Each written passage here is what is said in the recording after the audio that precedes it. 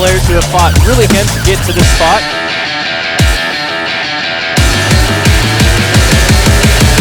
They're both really strong players. I don't think this game's anywhere near over.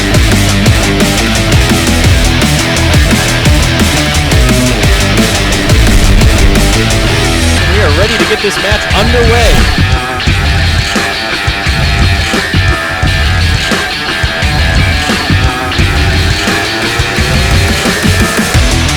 And welcome from Templecon 2015. This is Michael Plummer, coordinator for Privateer Press. And Ed Burrell, Privateer Press creative director. And we are here for the final round of the Iron Gauntlet War Machine and Hordes World Championship qualifier here at Templecon 2015. Last Gauntlet round. Today we have Rickard Nilsson playing Rask with his minions. And we have Jason Watt playing Tyrant Xerxes with a Tier 2 Fist of Halak theme force. So you may have watched the last game and saw that Rickard was able to take out a Skorne force, so we have Skorne versus Minions again. The Rask list today, this game is Rask, a Black-Eyed Wrestler, a Swamp Horror, an Ironback Spitter, Wrong Eye with Snapjaw, of course, and a Bull Snapper. The Gatorman Witch Doctor, 3 full units of Gatorman Posse, 2 units of the Gatorman Boker and Bogchog Swamp Shamblers, and the Swamp Gobbers Bellows crew. So very similar to the list from the last game, but removing Pendrake and replacing him with Swamp Gobbers. On Jason Watt's force, of course, we've got Tyrant Xerxes, and his battle group consists of Molech Karn, Tiberian, and a single Titan Gladiator. But there's a lot of really heavy hitting in just those 3 war beasts. And because this is a Fist of Halak theme force, you know that we've got Cataphracts. We've got 2 minimum units of Incendiary Eye. Excuse me, and 2 units of Satrati, one of which has Tyrant Vorkesh, and those are both full units. And then we are looking at 2 minimum units of Arcurai, along with Paingiver, Beast Handlers, a Tyrant Commander, and Standard Bearer, and that wraps it up. There are a whole lot of wound boxes in both of these forces between all these medium-based infantry. So this battle is going to be a bloody slog. This is going to be a crusher. They are getting ready to start deploying now. We just saw a handshake between the 2 players. The scenario for this game is going to be close quarters. For those of you that aren't familiar with close quarters, this is a scenario that has 2 flags that are both on the table. They're both 21 inches up from the back table edge and 18 inches in from the sides of the tables. The special rules for this scenario include the kill box is in effect, and for your friendly flag, if you dominate the friendly flag, you earn 1 control point. As far as the enemy flag, if you can control the enemy flag, you earn 1 control point. If you dominate the enemy flag, you earn 2 control points, the enemy flag being the one furthest from your own deployment edge. Victory condition for the scenario is 5 control points needed for scenario victory, or of course, Warcaster Warlock Assassination will win the game. So initial thoughts here, I just saw Rickard play this minion list with one minor change, no Pendrake this time, and Pendrake did a lot in the last game, letting him take out the Spirit on that bronze back is no small thing, but I think that the Swamp Gobbers are going to be a welcome addition, especially against some of the shooting that's in this list. A little bit of extra concealment is never going to hurt, and I just saw this list and how much damage it can do even when it's missing a lot of pieces. So I'm feeling pretty good about Rickard's chances, but at the same time, Fist of Halak is nothing to sneeze at, and they're both excellent players, so it's anybody's game. We know Watt knows what he's doing with these models, and this is a very different Skorne list than the one that Rickard faced in the previous matchup. So absolutely. With all of these heavily armored, high wound models, it'll really be interesting to see what these guys do, but Tyrant Xerxes is going to be able to deliver these guys up with some even heavier hitting power than they've already got. And the high melee capability in both of these armies it's going to be an unbelievable pit right in the middle of the battlefield. Right. And one thing that we need to bring up is that both of these casters have inhospitable ground. So the Skorne army, they have access to rush through their Gladiator as an Animus, so that is going to do a lot for their War Beast being able to get through Rask's inhospitable ground. But Rask doesn't have that option. He has Boundless Charge, which is going to get it onto one of his beasts, but he's not going to have quite as much of an option getting things up the field. Well, the Gators, of course, can use the March special prayer, so that'll give them Pathfinder, which will help a little bit, but the Shamblers aren't going to be able to get through it as well as they were able to last game, and they were definitely very mobile in the last game, so it's going to be really interesting to see how it all pans out with I think positioning is going to be very important in this game, of course. And, man, everything on the table can put out a lot of damage. That's right. When it comes to that inhospitable ground, the Tyrant Commander and Standard Bearer are also going to be able to dish out Pathfinder with Overcome to one key unit per turn. That's a good point. Absolutely. So just to go down Rask's spell list for people who may not be familiar with it from the last game or from playing in their own, friendly local game stores. He's got Admonition, so he's going to be able to keep himself or an important war beast safe. Boundless Charge is going to help him move his war beast a little bit faster than he normally could when he's trying to get into combat and do some damage. Fury is an awesome spell that is going to give +3 to melee damage rolls and -1 to defense. We saw that on Gatorman in the last game. We saw it on a Wrestler in the last game, and that Wrestler did work. Inhospitable Ground, which of course we just talked about, and his feat will help to secure an Alpha Strike for himself by removing it from Skorne. Well, interesting, the Fury and Inhospitable Ground. Those two spells are also both on Tyrant Xerxes' spell list, along with Defender's Ward, which is going to give model units +2 defense and armor. Stack that on top of some of that already heavy armored, a shield walled Satrati unit, or something like that, and it's going to make for a pretty good defense. And then, of course, you've got some great Animuses with Fate Walker on Moloch Karn, Bump on Tiberian, and then, of course, the invaluable Rush on that Titan Gladiator. That is going to deliver those two character war beasts up like a really big bolt of lightning. Yeah, what really excites me about this game is just I know both of these guys a little bit. I don't know Rickard as well as I know Jason. I've known Jason for a couple years now. I've watched him play. And, having just watched Rickard play, the guy is awesome. His positioning is impeccable. He really takes his time when he makes his decisions, and he knows what his plan's going to be before he jumps right into it. And that's really important in this level of play. And, from watching Jason play for years, he's very much the same way. He knows exactly what he's going to do. Precision. Yes. They're precision in the way that they play, and it's really they do it elegantly and with real good sportsmanship. But you can tend to get a little casual in the Iron Arena style play, and these guys really take every millimeter seriously. Absolutely. They exemplify clean play, and that's exciting to watch and great to know that this is going to be an awesome game no matter what. Look at those two armies. Not a trollkin in sight, yet all these medium bases. And they're beautiful. I mean, and both armies deploying now, they have a lot of frontage here. Like, those medium bases take up a lot of space, so they can both control pretty much any part of the board they want to. They can get wherever they want to be. So that's exciting, knowing that right from the start is going to be... There's not one army that's going to be in place necessarily before the other one, or where a hammer is going to come in from one flank and crush the opposing army. They both have everything covered pretty well here. One of the interesting things I see on Jason's army is it looks like he's got his different units nicely color-coded so that he doesn't mix up those multiple units. That is something that I've seen players, including myself, struggle with. If you're using the exact same unit multiple times and they start merging together on the battlefield, you start scratching your head trying to figure out who's in whose control range because you're not even sure which unit they're in. And that comes right back to that precision, but it looks like the game is going to start. We've got a handshake here. And Rickard, with his minions, is going to be taking the first turn. So beginning of round 1. Good luck to everyone. So Rask activates and runs.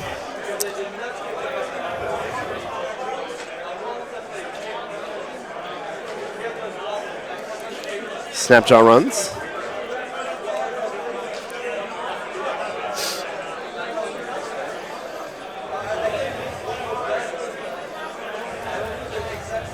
Wrong Eye has been replaced with Snapshot has been replaced with a proxy base because he's on the hill and the model wasn't standing the way they wanted it to.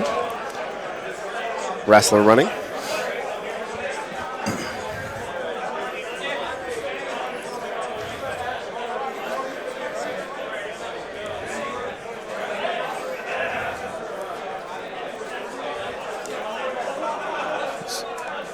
So we got Dirge of Mist on this posse that's advancing now, and then it looks like they're running forward.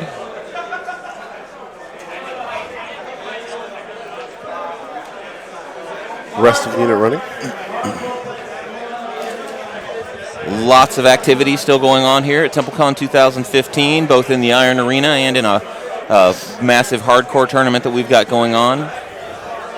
all different levels of play being shown here. It's been a great weekend. Really enjoying being around everyone. Spiny Growth cast on Rask by the Bull Snapper, which is controlled by Wrong Eye, the other Warlock on the minion side.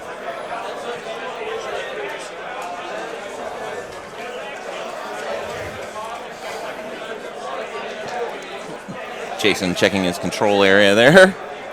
Wrong Eye dumps his Fury and runs. Really trying to get up the field quickly here.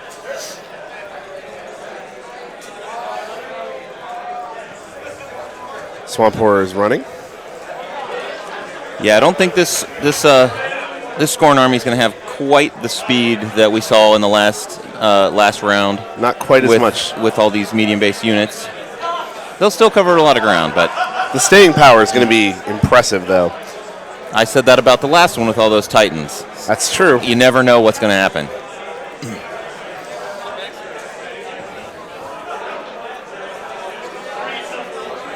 Rickard certainly has his taste for Skorne blood now. Yes, and it looks like he really has his first turn pretty much down to a science. Those Shamblers just ran up. He's not having to think too much. He knows where he wants the models to go, what he wants them to do. I always kind of like watching the first turn of a game. Like, pretty much everything's going to run, especially with these melee lists. But normally when people tell me I don't think too much, it's not a compliment. But in this case... Well, he thought beforehand. Right. I guess I didn't think about that either.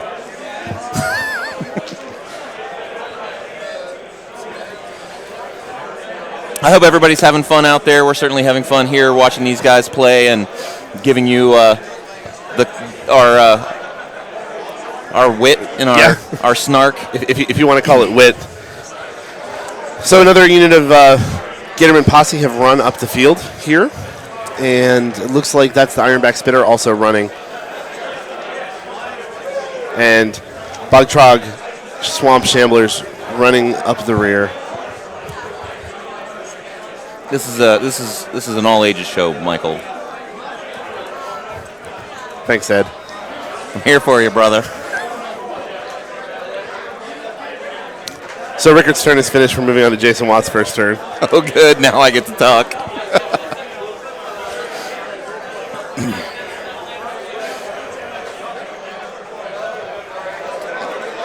And so the Tyrant Commander has used press forward and then run. The great thing about Xerxes is he's got martial discipline, and all of these cataphracts are going to move right through each other. And that is a lot of cataphracts, eh, Michael? That is a lot of cataphracts. Aw, you're not going to tell your joke? No, I'm going to leave that one alone. All right.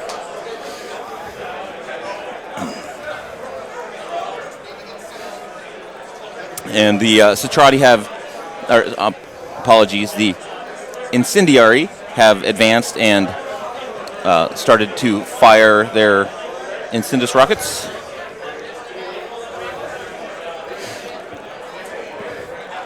So we're getting some deviations because all these Gatormen are clearly out of range. 6 inches to the one is going to put some fire on some Gators. It looks like we got one so far, and this might be another 3. We'll see. We got to move that template. Some blast damage. None. Not surprising, but 3 fires, that's going to be felt.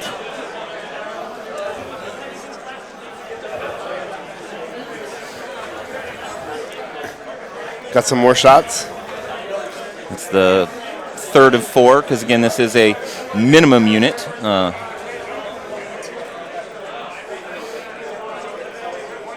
That's one thing I really like about those cataphract units. 4 models in a minimum unit. Right. And POW 12 on the ARM 16 Gatorman is going to hurt if those fires don't go out. Yeah, I mean, if he rolls boxcars, that's a kill, right? I think. Not likely, but even any damage that he can get onto those things before engaging them, is going to be great for him. Absolutely. And that's more than half that unit on fire.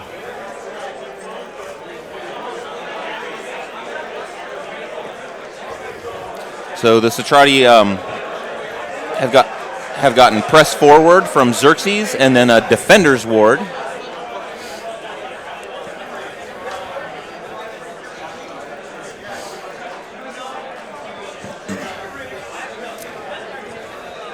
This incendiary unit is now activating.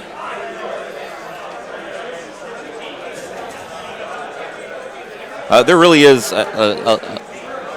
quite a bit of speed in this army as well. I mean, with press forward coming from both the Tyrant Commander and Standard and Xerxes and or Pathfinder if Inhospitable Ground comes into play. It's one big mobile army. Now we have another Incendus Drift over to set another Gator on fire.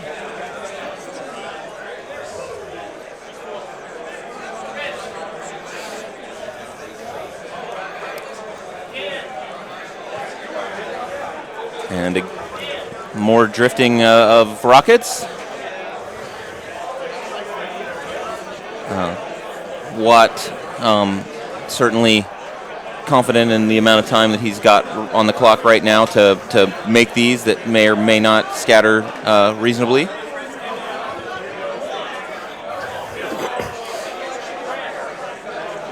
I mean, we saw it in the last game. They were taking a lot of time in those first turns. So you don't worry about it too much in the beginning, but it can be an issue.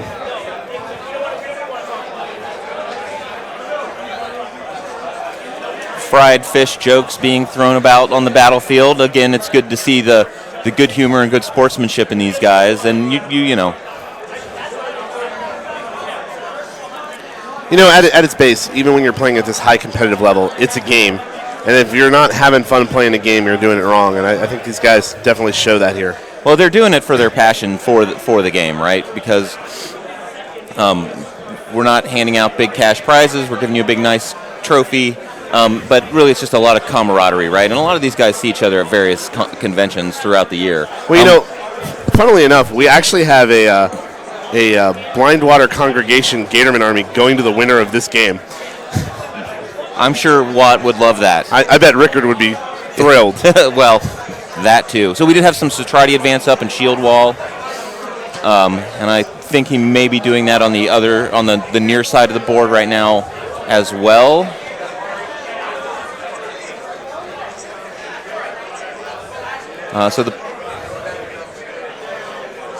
So we're confirming that Gatorman Posse do get an additional 2 inches on charge moves against living models.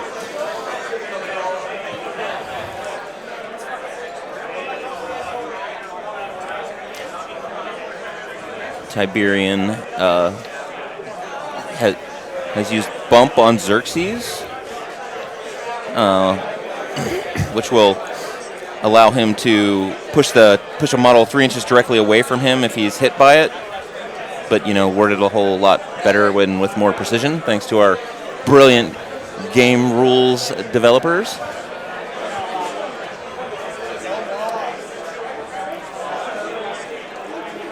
Molikarn gets out there toward the front of the battle group. He likes to do that.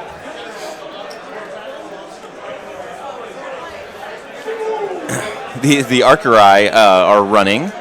Judge not willing to commit to a pronunciation of the unit one way or another. Well, I don't blame Charles. him. Don't blame him after we embarrassed ourselves with the incendiary last game.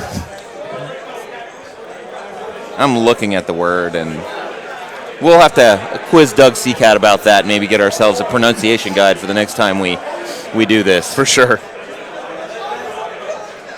We should pronounce it different every time we say it, just to make him cringe, because I'm sure he's listening.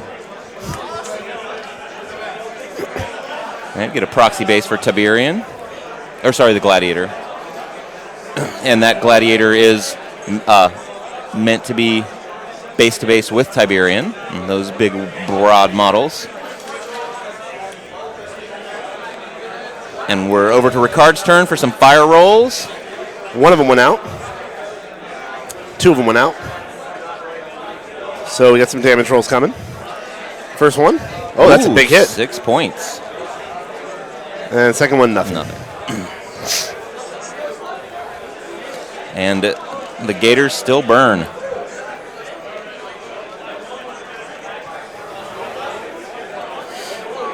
So Rickard is starting to consider his options, figuring out what he wants to do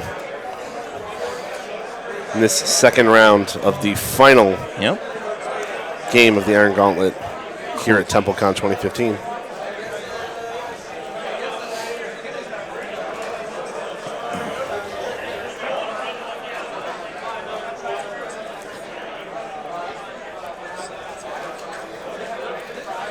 So we have a reminder that the proxy base on the Minion side of the battlefield is Snapjaw. Just good because I forgot. The judge is encouraging our players to remind, for each opponent to remind the other what their proxy bases are at the beginning of each turn.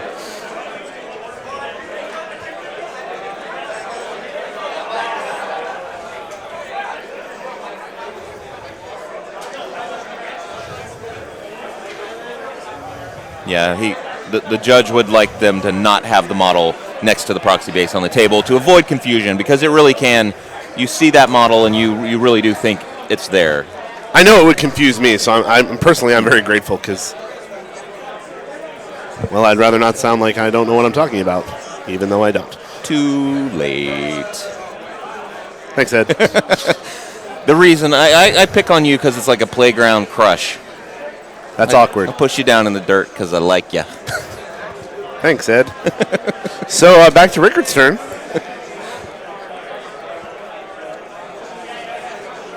Yes. It looks like he is going to activate his Swamp Horror. And he's looking at some line of sight options here. Guessing he's thinking about some elasticity here. Would be my guess. I was looking for Rask's back arc. It'd be interesting to see why.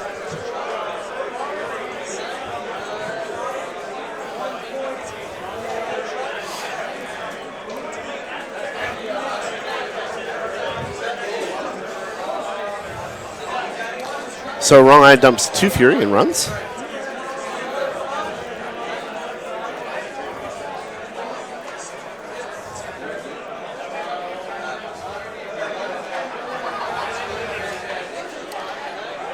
Unit of Swamp Shamblers are taking a run order,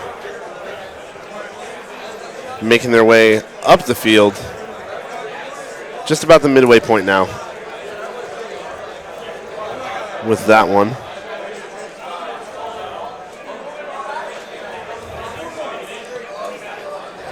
Players just mentioned to each other that they're playing a very clean game, and that's so awesome to see. It's really fun to watch.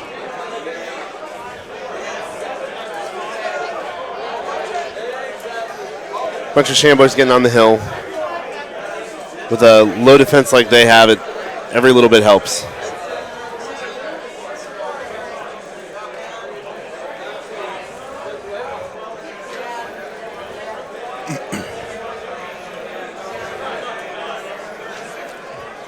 Gatorman unit uses the March Prayer for Pathfinder and run.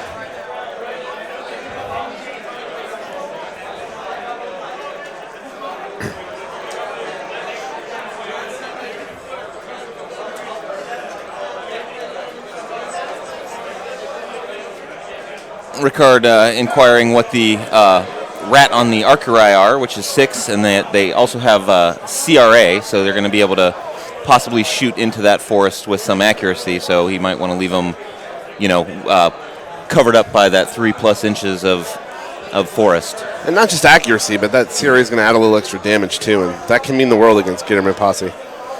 Well, and you've got to remember those harpoons that they fire have the drag rule, so as soon as they get you up there, then they can hit you. And PAL 12 on the Arcus, they're no slouch.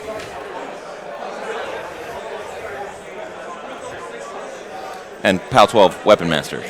Yeah. That's sort of an important distinction.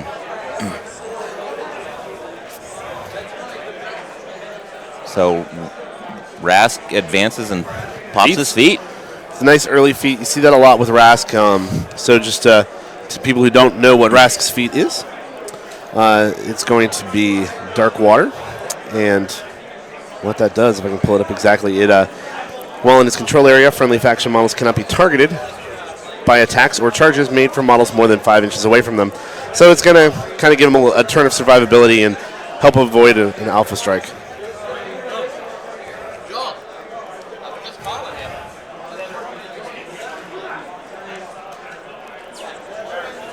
So we are confirming Rask is base to base with that flag. That was the intention. So they're cleaning up the table a little. Made a small adjustment there.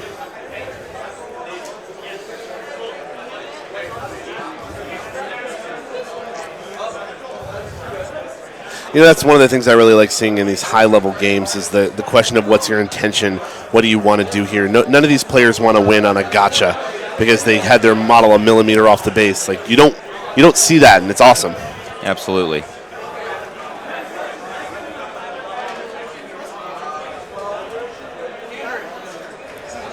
Wow.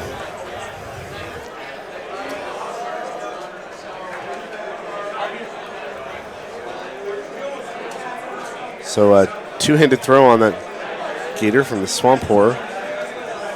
Gator hits the Shambler. Does 3 damage to the Gator, and the Shambler's dead. Gator's knocked down.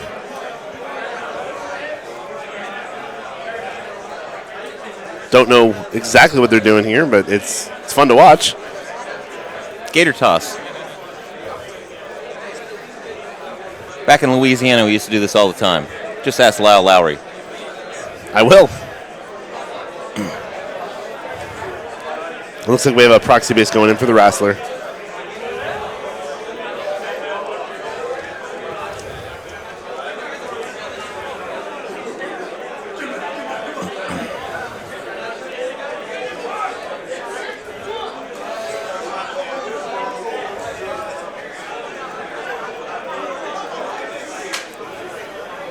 Seeing that very deliberate play. Lots of thought before any moves are made. So the cast Rise. Yes. From the Black-Eyed Wrestler on that Gatorman, and looks like a charge into the front lines. Arcurai, I believe. It's hard to tell from where I'm sitting.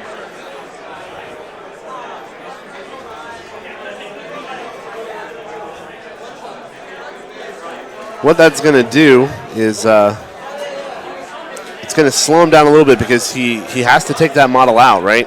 Otherwise, he's going to be taking some free strikes from a Gatorman, which you never want to see. And that's a nice hit. One shot's a cataphract.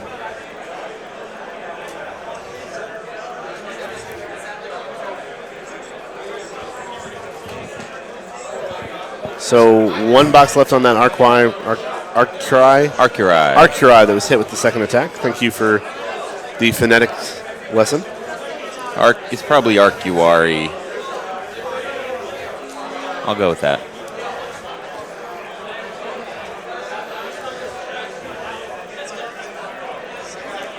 So the spitter runs up to the center line of the table.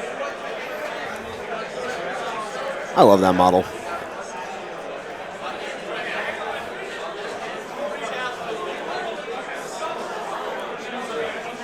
Swamp Gobbers move forward, and looks like they're going to drop a cloud.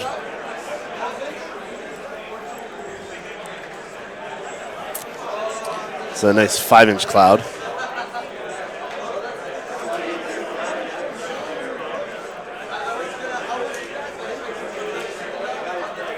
So it's not obvious from here, but our judge is telling us that the Gatorman sort of behind the leader of that unit is not caught in the cloud, but the others behind him are. Swamp Shamblers running. Shambling. Shambalon, my friends. Shambalon.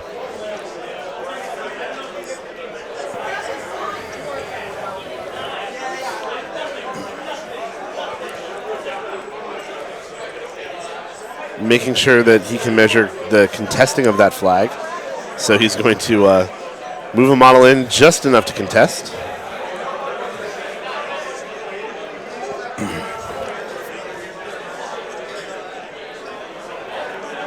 either of these armies will be so hard to root out of contesting these flags. Yeah, there's, so many boxes, so much damage that can be soaked up every turn.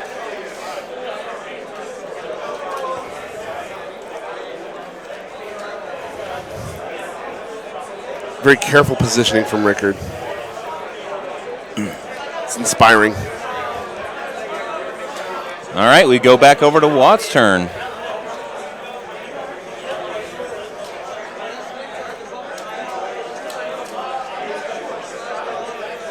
So we've got Charles, our ref Charles Aerosmith, reminding what the proxy bases are. We've got a Wrestler as the yellow-green proxy base in the center of the Minion side, along with Snapjaw up top, and then on the far left on Watt's side, we've got a Titan Gladiator. Just making sure that everybody is clear on what every model is and its table position. Absolutely. So people that are just tuning in, now you know. Knowing's half the battle.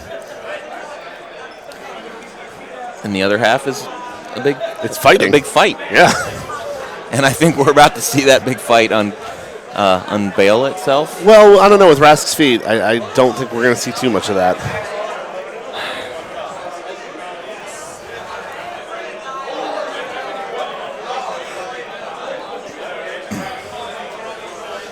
Just see from the higher view back where Rask is located and how much he's actually got within his feet, which is a considerable amount, but there are certainly some models outside of it. Oh, for sure.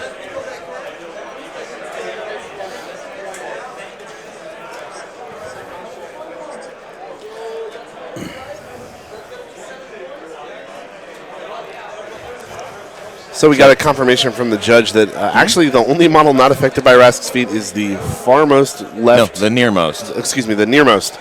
Well, yes. The give they just pointed at. Yes. At the bottom of your screen.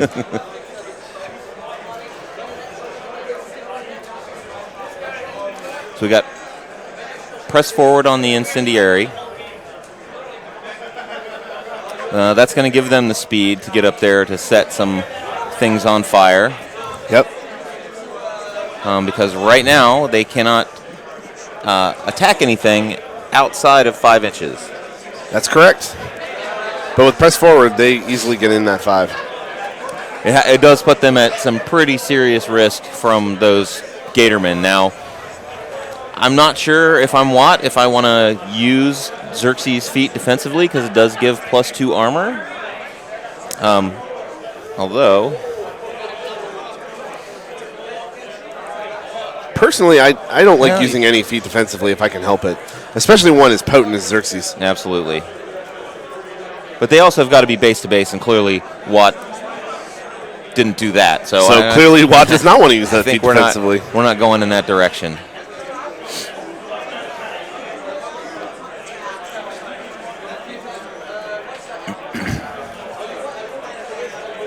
Declaring some shots. Got some hits.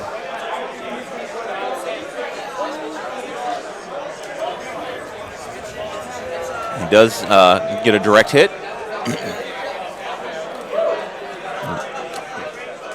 Check and reach here. So this last incendiary is not going to be able to make his attack.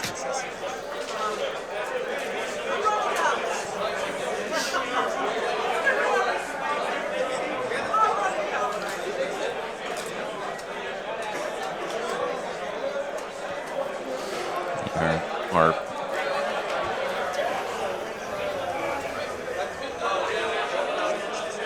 Watt trying to make a few decisions about what to do. Not as clear with Rask's feet up. As you can see at the top of your screen, Jason's got about an hour and 1 minute on his clock, and Rickard's got 56 minutes. So neither of them have really used very much time at all.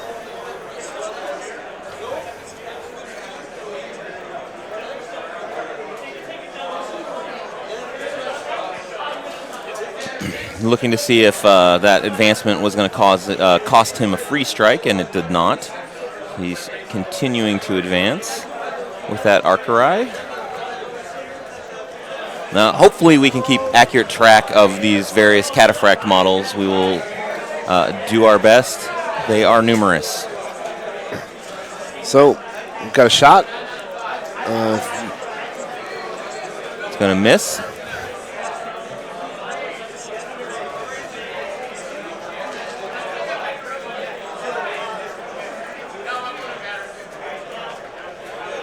And it did deviate to the 1. They're going to see what the distance is, since it can only be maximum half the distance to the target.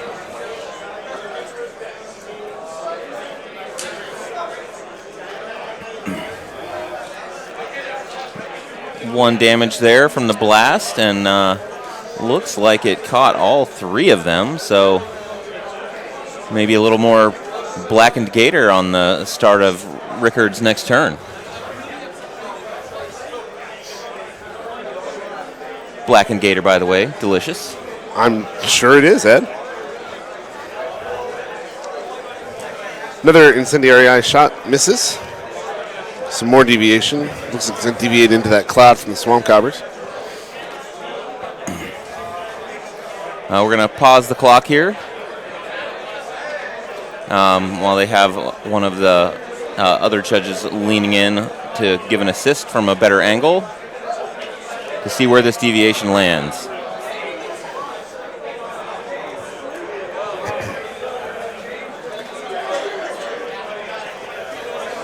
I should hire a few judge experts to just hang around my games and measure all my deviations for me.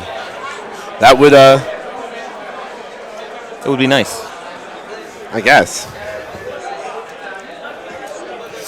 I'd like to give a little shout out to our judges. They do a great job helping us out, making sure that gameplay is clean and everything is correct here. So, and the judge program is a tough one to get into. Absolutely. As well. These guys really need to know their stuff, and even then, there's just so many things going on at one time. The pressure is probably pretty high. I took the test once for fun. Yeah. Yep. We don't talk about that. All right. So it looks like the deviation is going to hit 2 Gatormen, but not quite deviate to Rask. Neither of them are damaged, but both are on fire, and the clock is running again.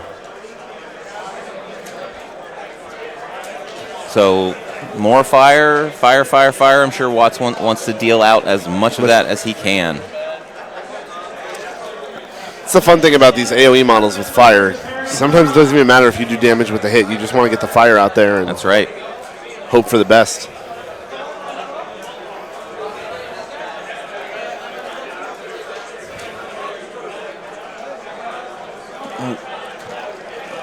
Watt is just measured kill box to see where he's going to have to get Xerxes to make sure that he doesn't suffer that. Just commenting how far Rickard is out of the kill box. He has, considering that he is dominating the friendly flag. That he is. Rask is way up there.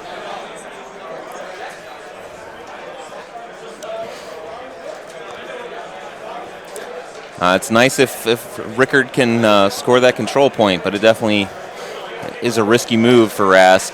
Absolutely. I mean, anytime Malakarn's on the table, he's got a lot of ways to get around and get where he wants to be.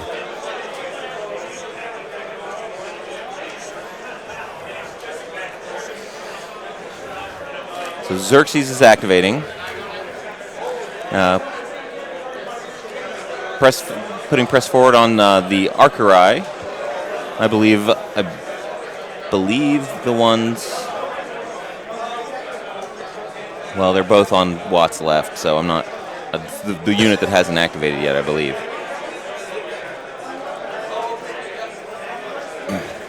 Well, that would make sense. Sure. Sometimes I state the obvious, and there's nothing wrong with stating the obvious. Obviously. And he just put Xerxes' feet down. So he's going to get that +2 armor buff. Guess I was wrong. This army hits hard enough. You think about it. Almost everything's a weapon master. So the additional die damage is nice, but not something you necessarily need. No.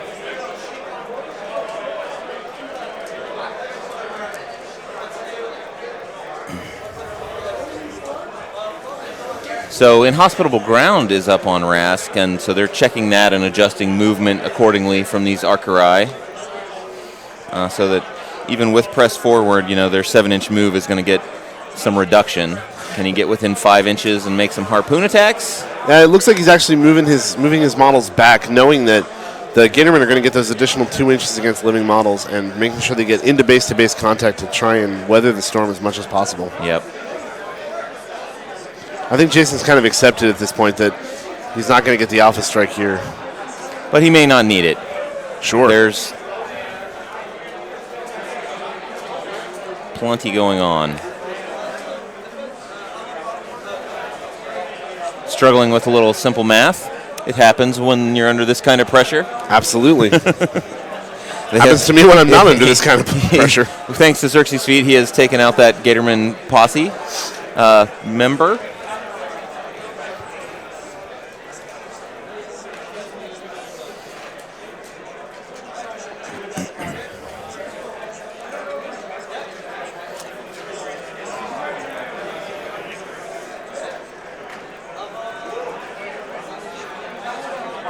Looks like Jason's asking some questions about the flag placements.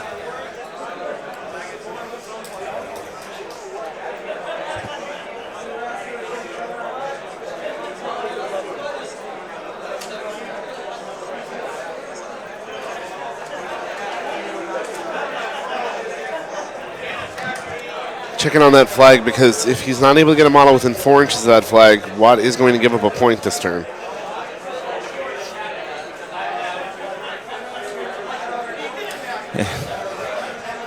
Rickard would have to leave Rask there 5 turns in a row to get the victory while keeping models 4 inches away. So 1 point might not seem like a lot, but as things pick up. Absolutely. I mean, it's just like anything. A couple points of damage can stack up quick. A couple control points can stack up real quick.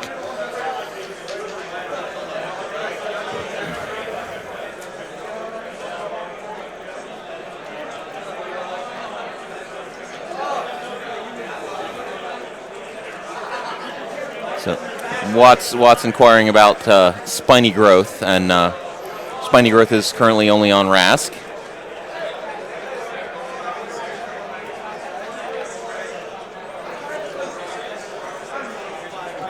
Watt's clock currently at 53 minutes, with Rickard's at 56. Haven't eaten up a whole lot of time yet, but there's still a lot here to go on this Skorne turn.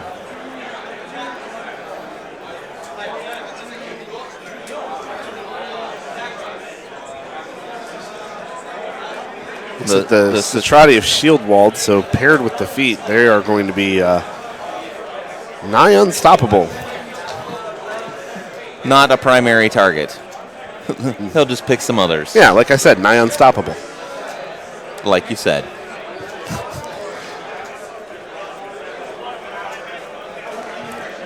Now Charles is snarking on big shoulder pad Vlad.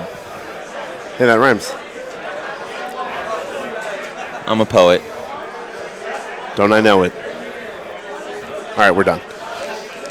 I'm taking my headset off. I'm out. Looks like some control area measurement here from Jason Watt.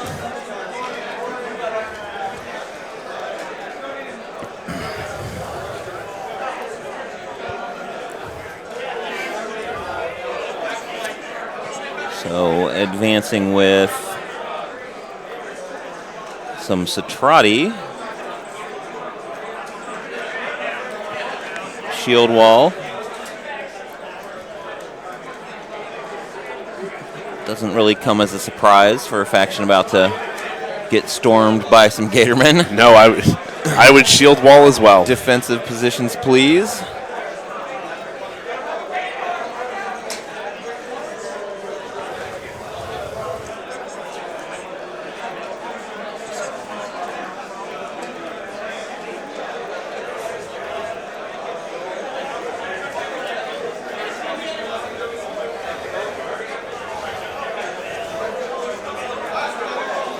So Malakarn advances base to base with a couple models, keeping himself nice and safe.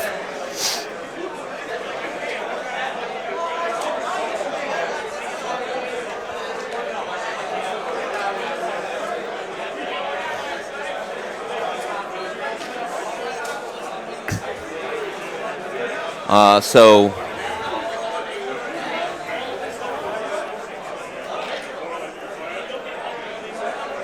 we've got some Arcurai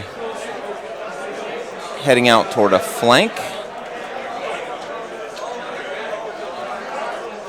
And everybody is obviously bunching up in order to gain the +1 arm benefit from Xerxes' feat. So you're going to have quite the press of Skorne there. For sure, you definitely see them bricking up over there. Yep. Gladiator advances. And we are over to Rickard's turn for fire. So Rickard's rolling some dice.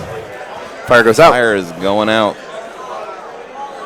That one stays. Another one stays. And All right, some so we've damage got rolls. 4 fires. There's another 6 to him. That's going to That take takes him that out. first one 'cause out. He took a hard hit last turn. Second one takes 5 points, I believe. That's a 3-point hit and no damage on the far guy, on the far posse member. It's going to be really interesting to see how this turn goes. We've seen both feats used very defensively. Rask's feat is, of course, a defensive feat, so that makes sense. And Watt has opted to use his defensively instead of offensively. So Xerxes' feat is still up, giving him that defense buff. the armor buff, correct? Yes. Well, yes. What I meant was defensive buff. Just want to make sure armor. there's no confusion. Yeah, absolutely.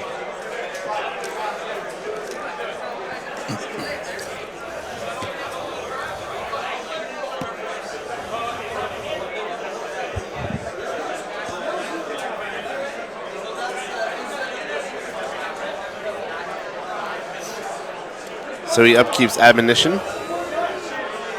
on Rask.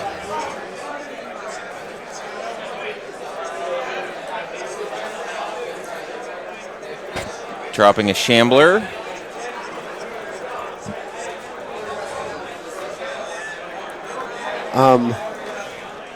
Now, if I'm correct, Rask would have scored a point on the last turn. 'Cause Yes. He wasn't able to control There's definitely no models within 4 inches of that flag. So, scored top of round 3. So Jason wants 0 control points, and Rickard Nilsson has 1.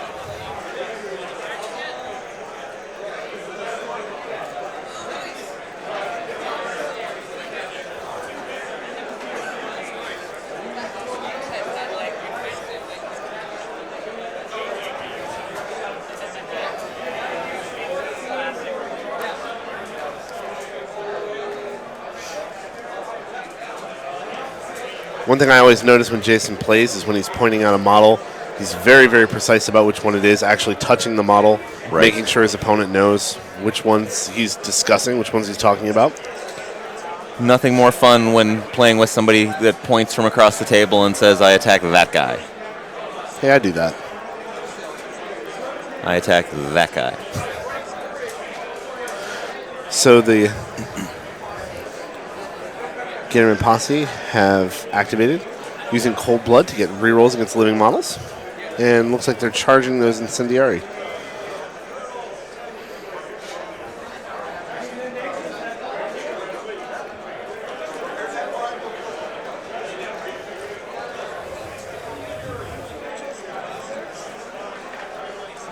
Making sure that he gets those 3-inch charges.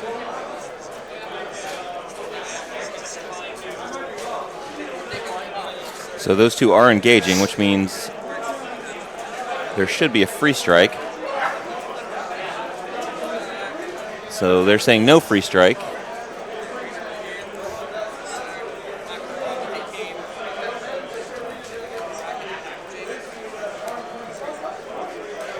So he's getting rerolls, needs 5s to hit, so thank goodness for rerolls on that 4. That kills 1. Taking advantage of the fact that these models aren't base to base, so they do not get the bonus from the feat. The closest one's maybe out of Xerxes' feet range anyway, since Sure. with the Fury of 5, it's Not why everybody is bunched in so tightly. another model dead. And corpse tokens dropping back to that Bokur.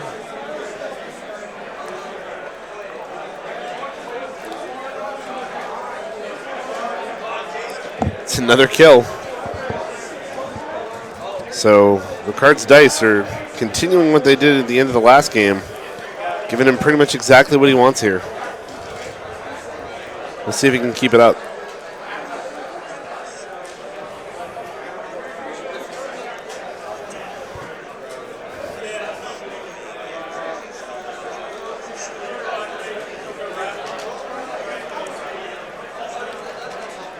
Checking the spitter's distance to the flag.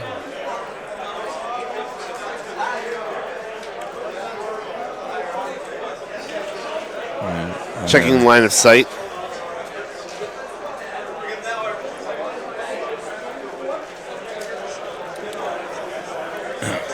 Spitter shoots and misses with a 4.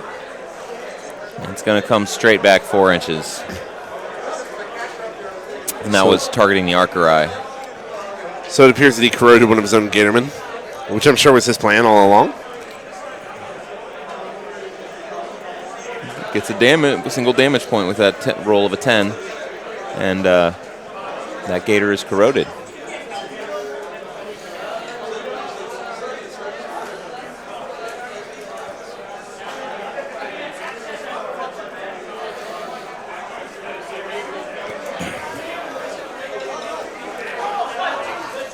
Talk of weaponized bodily fluids by the players and the ref are the reason why Michael Plummer and I are here to filter this.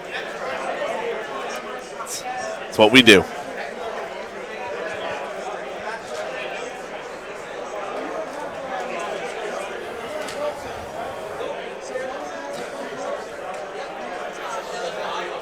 So he's checking line of sight from one of his Gatorman posse to an incendiary through the forest.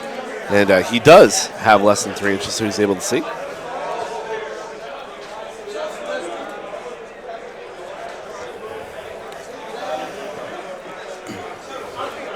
Got a pretty good view of the clock from here, seeing 51 over on Jason Watt's side and 49 over on Rickard's side. Still plenty of time for both players.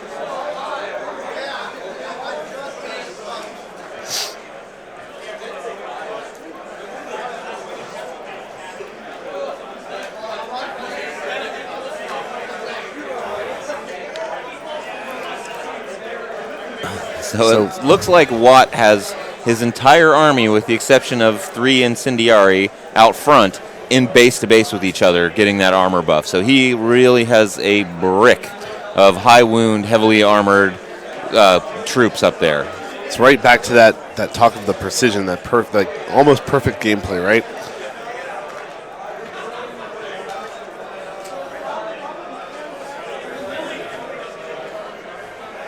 Got a charge from the Gatorman.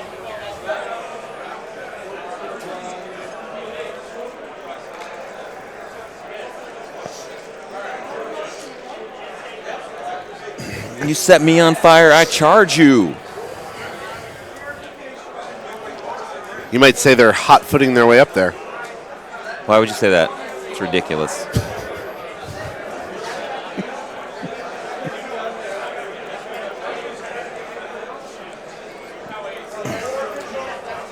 Using that proxy base to show the charge lane and that there's no free strikes. Again, precision. And right there, they're checking to see if he's greater than or less than 3 inches away for that charge. A+. Thanks. I love it. And he does get that charge. Let me get my gold stars. Almost ripped my headset off.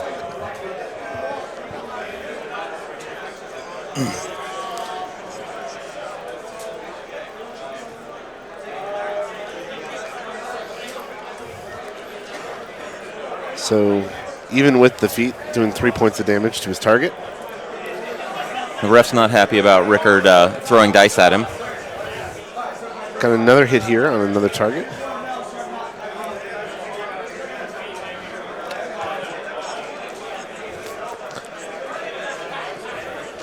Plinking down these cataphracts bit by bit. This guy's got one left. any of the non-shield wall that are in base to base are going to be armed 17 right now. It's nothing to sneeze at. Not with 8 damage boxes, it's not. Not at all.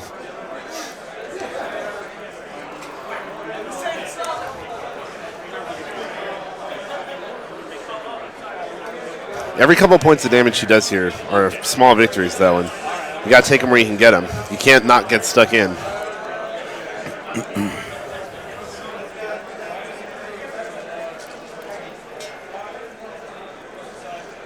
Manages to take out that incendiary that was in the front there, not affected by the feat.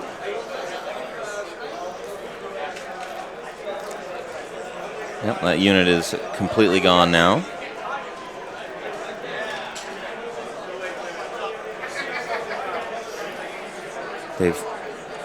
Considering they did not kill a single gator.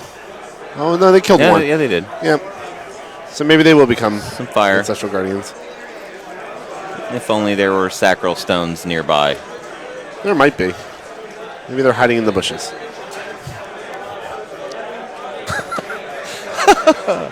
I don't know, Ed.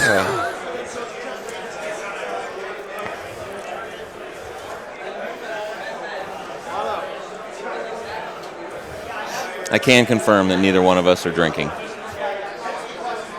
So we're checking line of sight through the forest from this Gatorman posse again.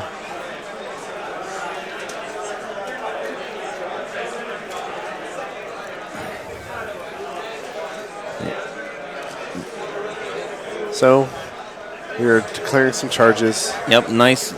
Using March to get that Pathfinder. Nice long charges against living models. For sure.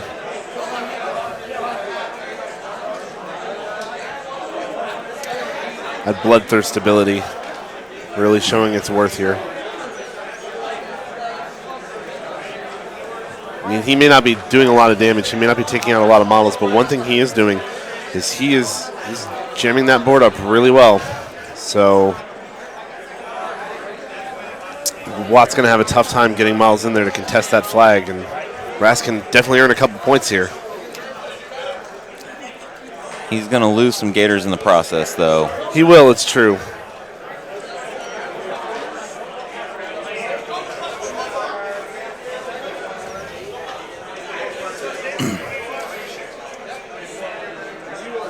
Those weapon masters, if Xerxes needs them to hit even harder, throw Fury on them for +3 melee damage rolls.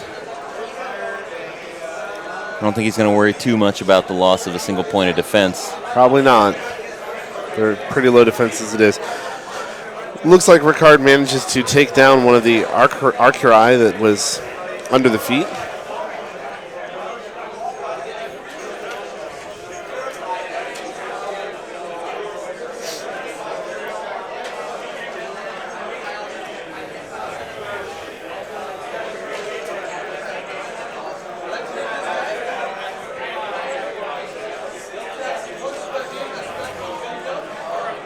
And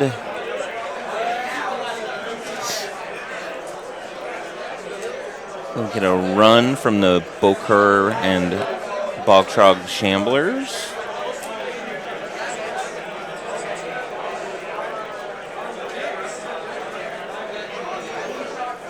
If I had to guess, he's going to try and get more things in the way. I think that's a pretty good prospect. Defend that flag. Let Rask keep collecting those control points. And hopefully win the game. It's always the hope.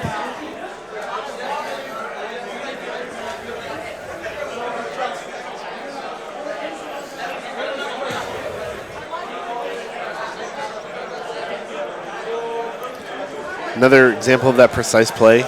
He's measuring his runs in number of inches in one direction and then number in another. He's not bending his tape or doing anything that's going to give him that little extra edge that, you know, when I play a game, I've been known to fold my tape. I shouldn't, but I've done it in the past. These guys are true professionals.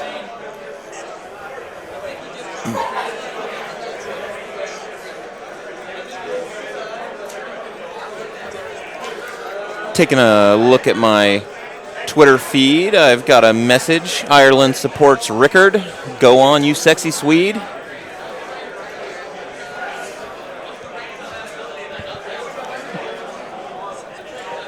Now I'm going to get all kinds of crazy tweets. Yeah, leave it to the Twitterverse. I should turn this off. Glad to see you're paying such excellent attention. Who are you again? Oh, I'm no one.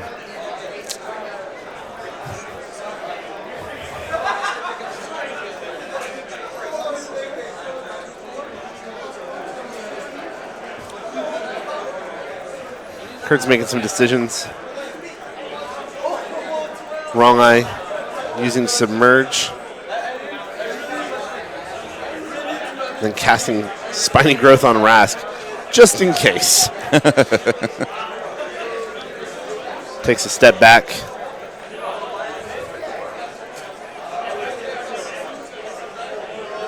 Doing the electric slide.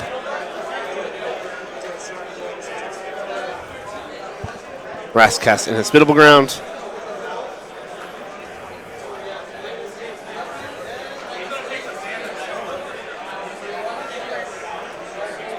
I'd say that this tactic is high Rask, high reward.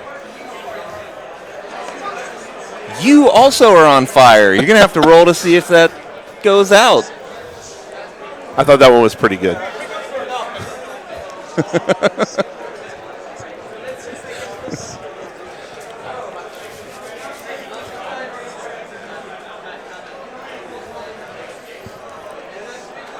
So Rask is camping 2, so he has a little bit of defense. Some safety buffer.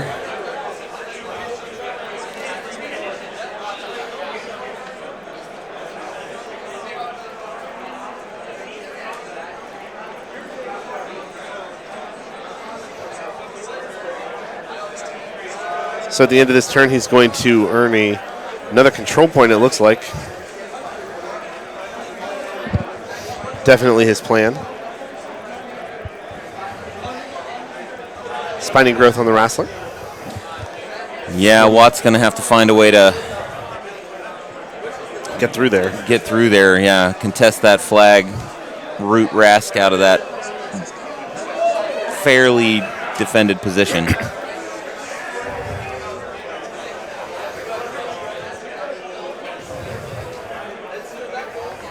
Putting Spiny Growth on that spitter. I thought for a minute our judge said Sparkle Growth.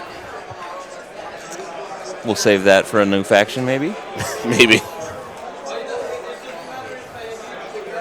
Let the speculation begin. You heard it here first, folks. Sparkle Growth. Sparkle.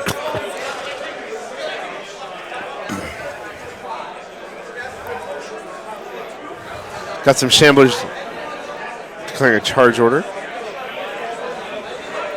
Boker runs into that trench so he doesn't take blast damage. Seems like a plan.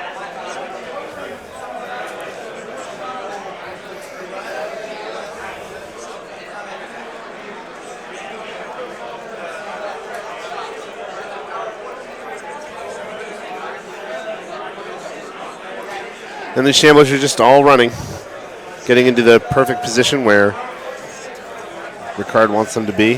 Fill in that space. He's got a lot of bodies here.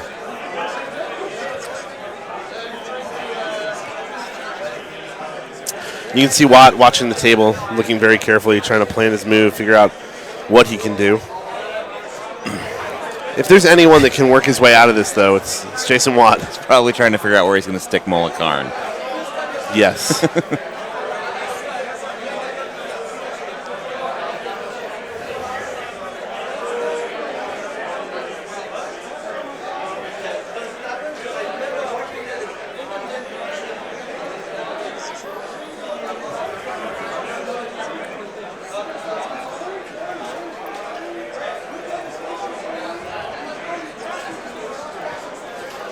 So they take the proxy base out for that Wrestler. He has been declared as completely in the trench.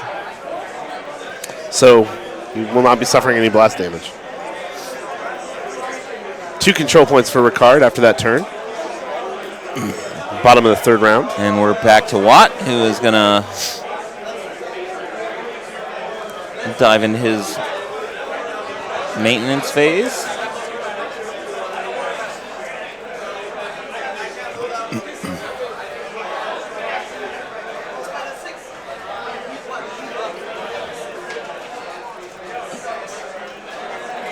So he checked to see if those Satrati were all within martial discipline, and they got the charge order, and they are going to go after that unit of Gatorman Posse right there, closest to us. This is going to hurt. Yes, it is.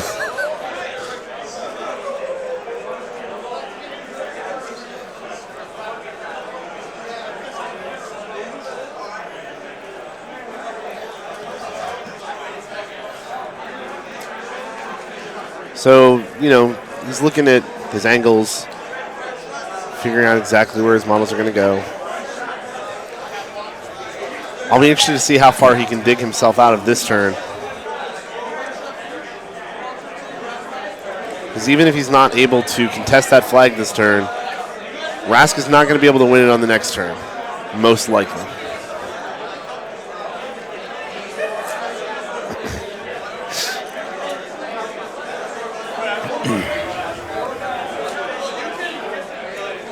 There's no free strike. They check the range there, and it's easy to forget that these models are not blocking their own charge lanes. For sure. CMA charge attack. That's definitely a kill. Yes. CMA from the other charging model. With the cleave ability from Vorkash.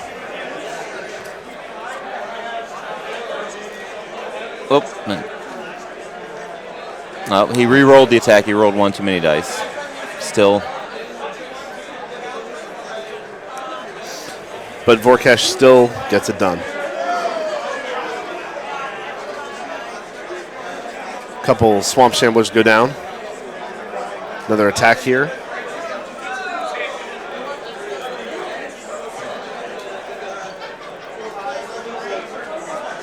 Two points of damage onto a... So that's Satrati had charged one of those Shamblers, but it died previously, so he redirected the non-charge attack over to a Gatorman for a few points of damage.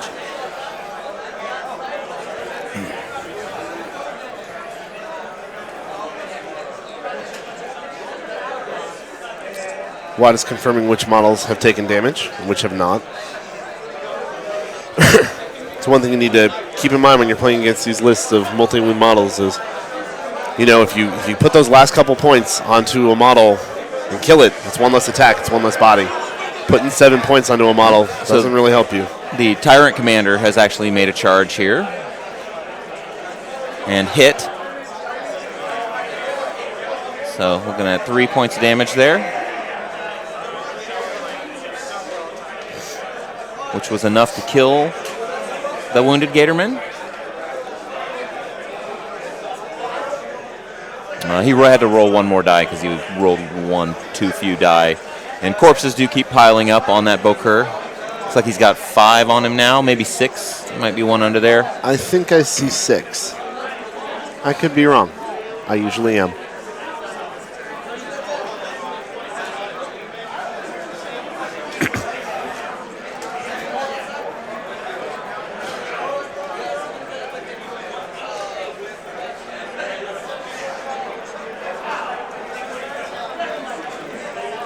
Thinking very carefully about his next move.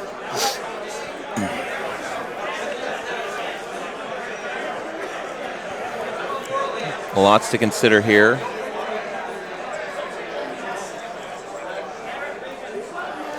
And the flurry of activity continues in the background with the number of events going on. Several people coming to watch this game right up close. So Watts has activated Xerxes and cast Fury. And Xerxes charges forward. I'm not sure who he put Fury on. But there's that martial discipline in play again. Using a combo smite. That's a hit. 6-inch on the slam. Exactly what he wanted, right? Yeah. And they pause the timer to see how that base is gonna travel.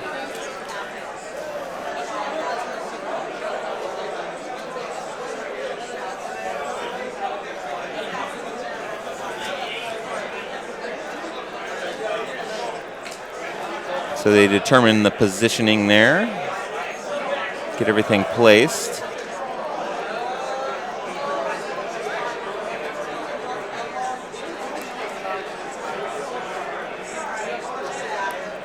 Combo Smite slams that gator Yeah. over one of the swamp. Oh, that's a swamp gobber. Oof, and a bog trog.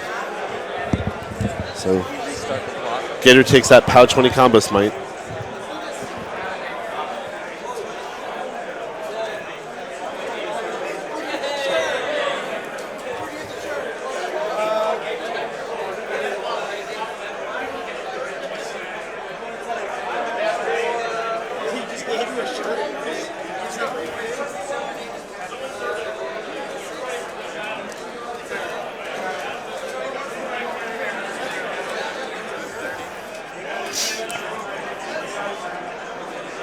So,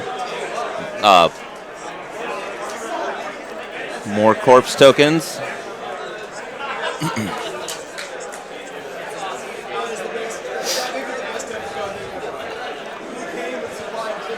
So the gobber fails his command check. He is terrified of the large man with the club. It's pretty scary out there.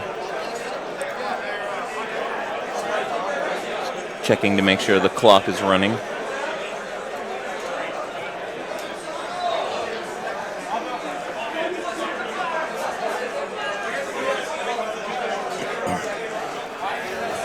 You know, I'm not going to lie. I'm already impressed. He's dug quite a hole out already. Those things hit so hard. Yeah, sometimes I forget that. Let's.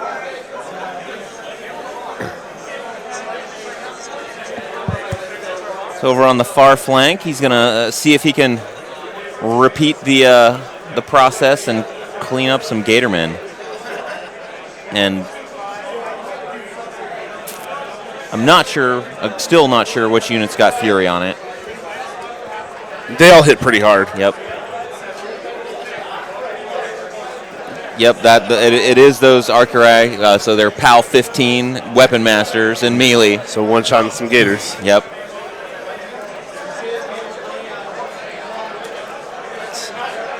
It's another one shot of gator right there. Another gator goes down. Checking for that corpse token.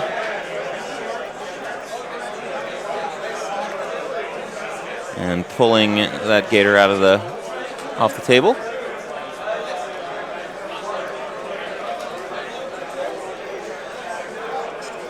And the remaining unit of Incendiary advance and fire and miss. Deviations, blast images. And the matches armor so that Gobber does not die. Still scared to death.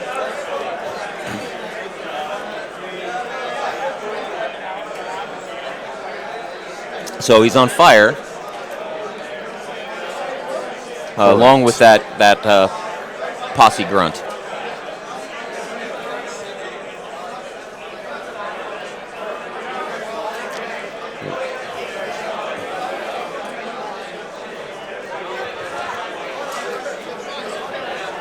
Watt again making some decisions. Confirming the number of control points that Rickard currently has.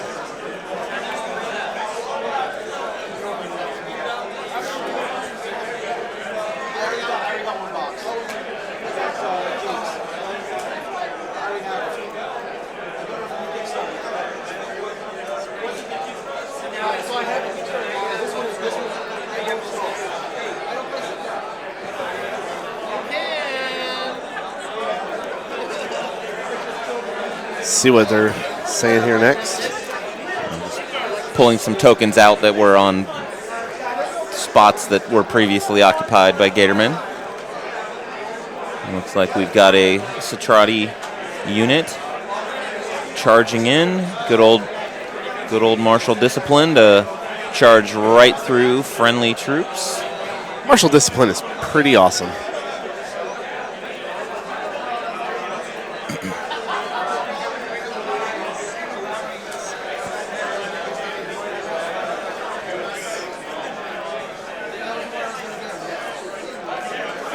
Checking his command range to make sure he's got his unit within command range for coherency. I think it's pretty obvious Watt has a plan here. He knows exactly which models he wants to be taken out. Well, things are definitely dropping left and right. And I thought he needed his speed offensively.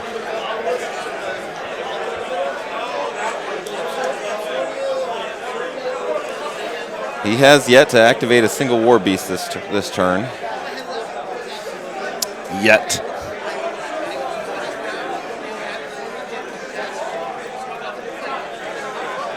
Players are confirming how everything here is working, speaking very... So, a strange run because of Pathfinder and martial discipline is allowing him to... parkour along that wall. Exactly.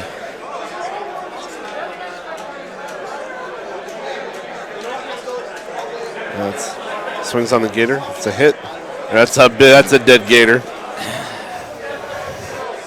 Yowza. Yowza indeed. Next attack is a hit.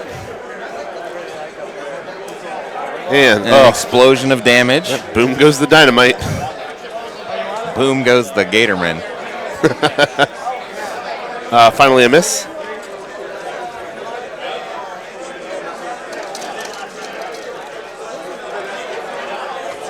Couple attacks left here. That's a hit.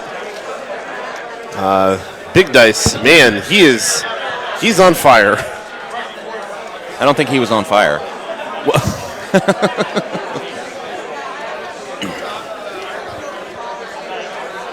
That's wow.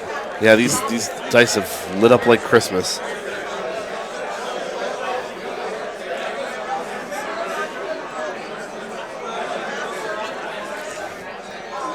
Maybe I'll try and buy Jason Watts dice after the game. The ref just said something about what's actually happening in the game. I wasn't paying attention. Gators are dying. Oh, okay. I noticed.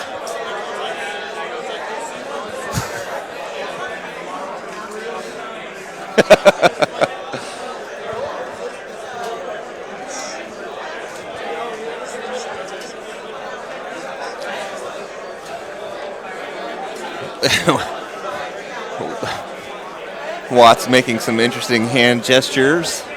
Looks like his mind was blown, perhaps. You know, he probably... No. Sorry, didn't mean to... He probably thought he was going to do pretty well this turn. I think he might even be surprised at how much he's taking out. So we've got aiming Arcurai with one of them advancing. Well, more advancing and martial disciplining. All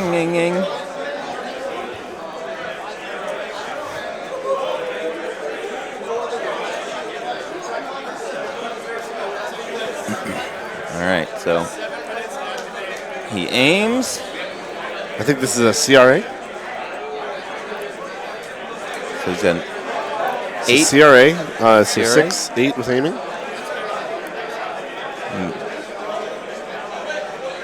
Hits, does a point of damage, so he's going to drag the gator in, which is going to net him a free attack. That's right. Which definitely hits with a 10. Oof. I don't think he gets an oof.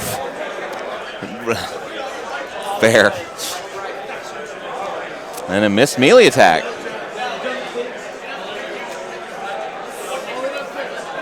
Arcurai shoots, hits. through a whole bunch of his own troops thanks to martial discipline. More damage. Pulls him in with those Satrati. Doesn't quite get him enough for that free melee. Get him close enough for that free Arcus melee attack.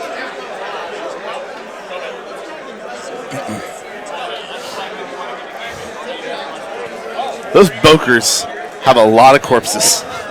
Yes, they do.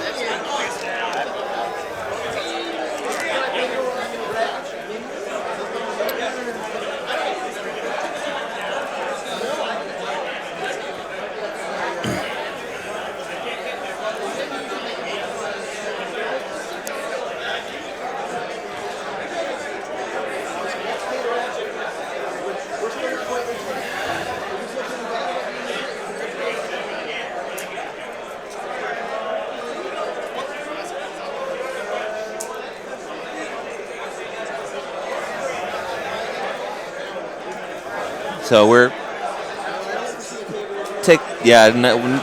Watt's trying to figure out if he's going to be able to contest that flag because right now he's not. Rickard scores a third here, and he'll score a fourth on the next turn, and be one away from victory. It's going to be interesting. Pretty important for him to get something over there, even if it's just a suicide run, but I don't know that he's got anything that he can get within 4 inches right now. Looking at the clock, we've got 36 minutes left on Watt's time and 37 on Rickard's.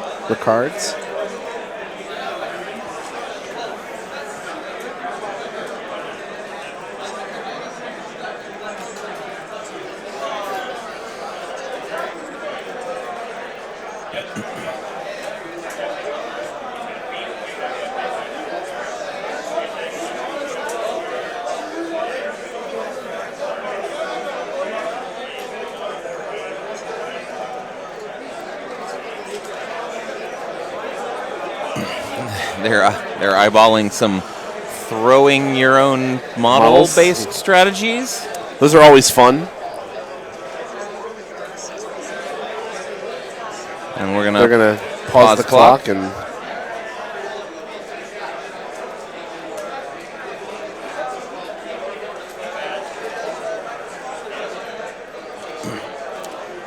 the clock's running again after checking the distance to. I'm not even. Making sure the gladiator was within 6 inches of Tiberian for rush.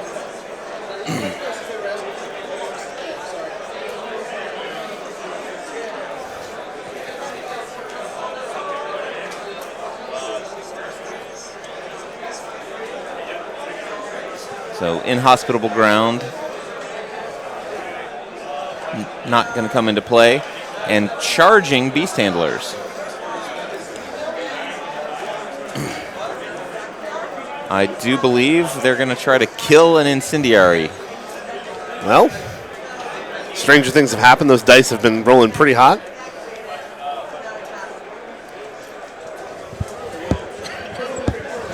Make a hole for Tiberian to get up in there. Can't read that one die. 2 points.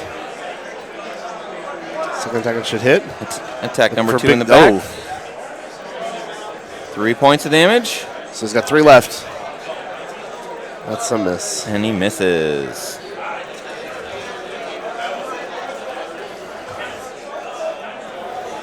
Plan C. Oh, actually, it looks like it does kill him because he had some damage on him. I've never heard Jason Watt sound so excited about killing his own model. Or anyone, for that matter. And so we're going to get Tiberian. I'm assuming a run here to get up there and muck up those control points. Seems like it. He's got another 5 inches to go, so no problem. Right through the hole that he just created. And intending to get just within the 4 inches. 4 inches. No need to get up there any closer to potential threats, Harry. That was pretty impressive. Again, as Jason Watt pronounces, nice. Yes. The scoring at the end of every single turn means you really have to keep up on contesting those flags and go before it gets away from you, right? You don't think about it. Absolutely correct. If you give up a control point on your own turn, your opponent's certainly not going to give it back to you on his activation.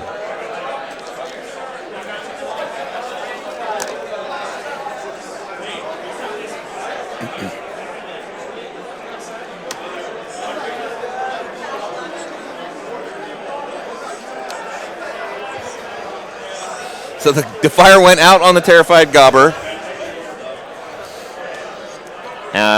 Just reminders that we've got the single proxy base as a Titan Gladiator.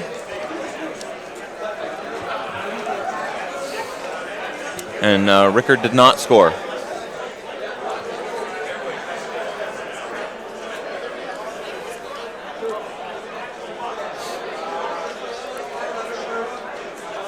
So Rickard upkeeps admonition after leeching his fury from his beasts.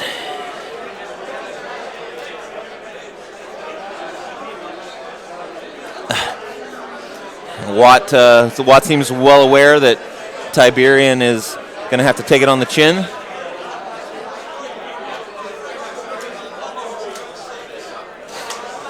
And getting everything set up for a turn of retaliation. So dropping in some Bog Trog Swamp Shamblers to muck up those Citrati over there on the near flank. That Titan Gladiator behind those Citrati is not actually there. It is again, it is that proxy base up there.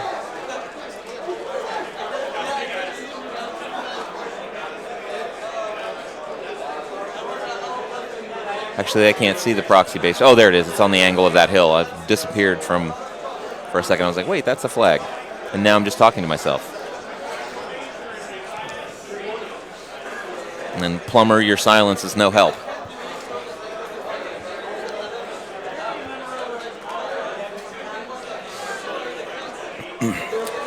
Again, on the far flank now, pulling in those corpse tokens. And putting some more Shamblers out. So those heavy losses just net new small-based monster models. And so much less Gators and a whole lot more Swamp Shamblers. What do you think about that, Michael Plummer? I think that's a lot of Swamp Shamblers. Thank you for breaking your silence.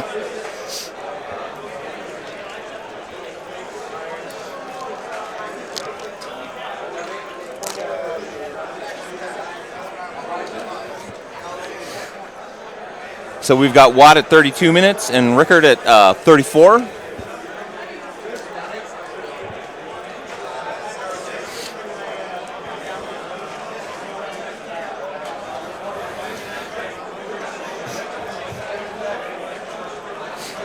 This game is utter insanity. 1 minute there's no models on the table, and now there's like 100.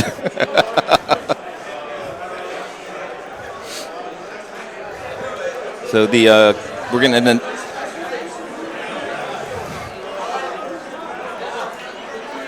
So three dice off the damage on that. that takes out the Tyrant Commander. Oof.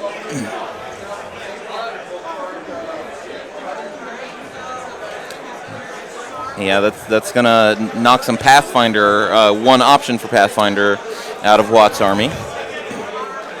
For sure, for sure.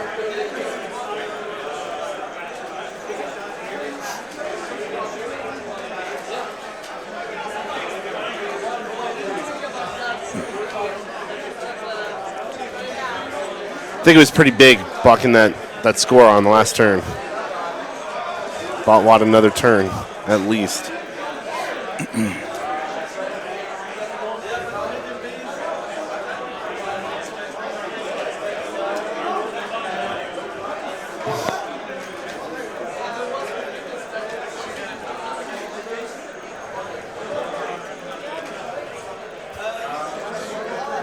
Rickard was just commenting that there's no incendiary left, so he doesn't have to worry about those fire rolls anymore now that they've all gone out.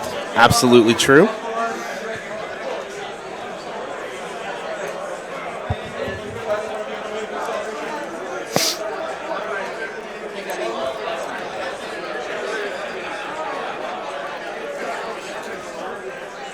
I mean, he may not need to worry about those fire rolls anymore, but I think he still needs to worry about the stab in the face rolls. There's still plenty of damage rolls to be worried about.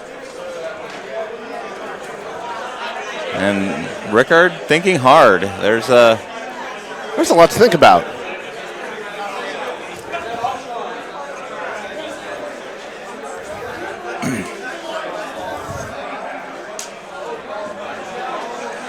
Checking in on Tiberian's either distance from that flag or distance from Rask himself.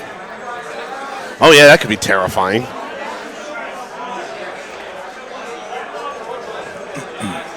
Looks like we're looking at line of sight through that forest again.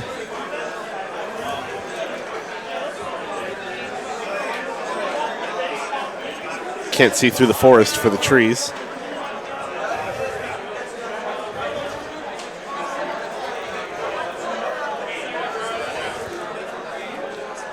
Getterman posse advances.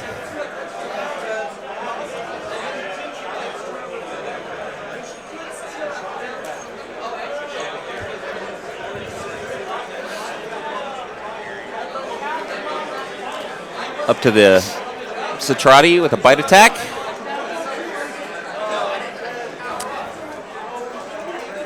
He hit, I think it was an Arquorai. No. Takes him down. Those bite-sized little Skorne are so delicious. Is an Arquorai. More corpses to the Bokur. Checking reach. And another hit, and 7 damage. 7 damage, leaves him with 1.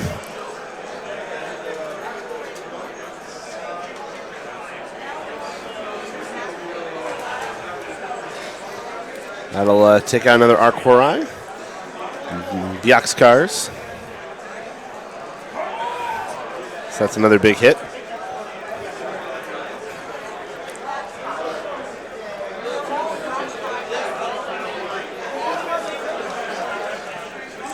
Looks like there was a slight misunderstanding. There's a model back on the table. So we got one Arquorai and 1 Gator, still with 1 health. The judge is helping the players to maintain proper board state.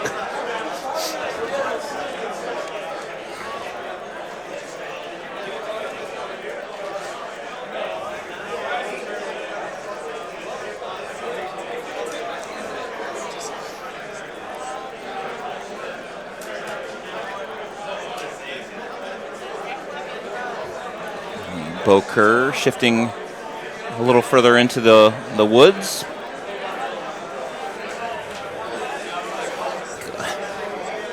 For a minute, it looked like he was clearing a charge lane to Tiberian for Rask.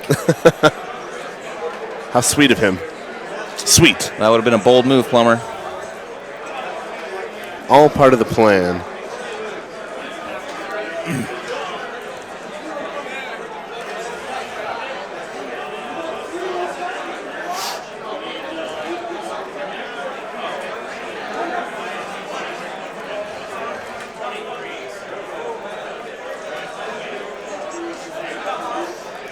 I think Rickard's going to try and kill Tiberian this turn. I don't know exactly with what. Probably either with Snapjaw or with the Wrestler.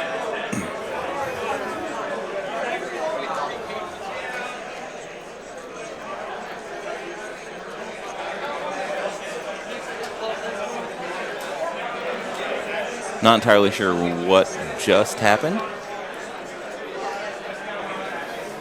The Bokur was attempting something, but I'm not sure. He either succeeded or failed. He did. He failed. Okay. I heard failed. So Swampor is advancing.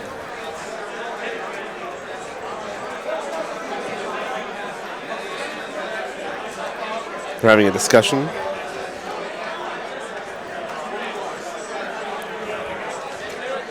The Swamp Gobber is still terrified.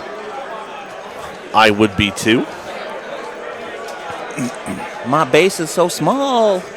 And your club is so big. It's probably exactly how gobbers sound.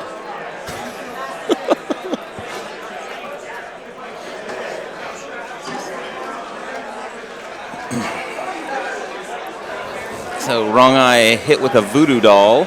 Oh, that hurts.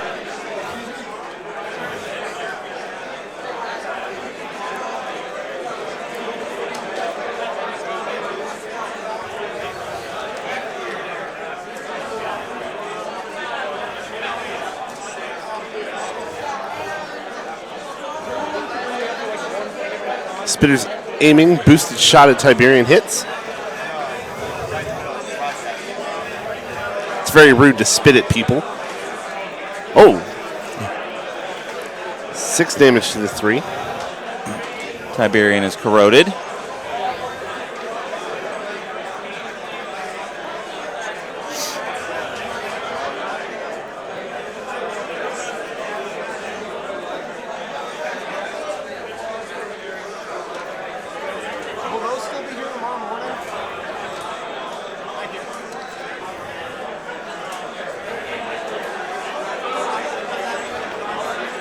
Some very tense moments here. You can almost see the player's hands shaking.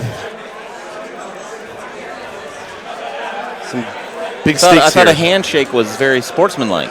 Oh, only if both players are involved. Ah, well. I wouldn't say it's unsportsmanlike.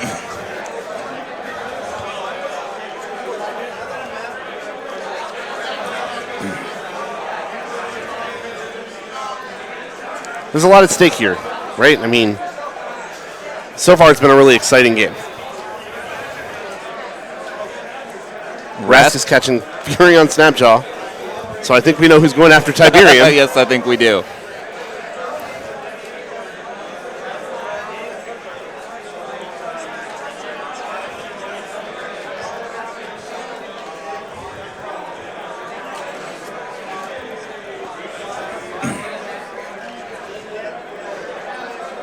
Not Snake Eyes.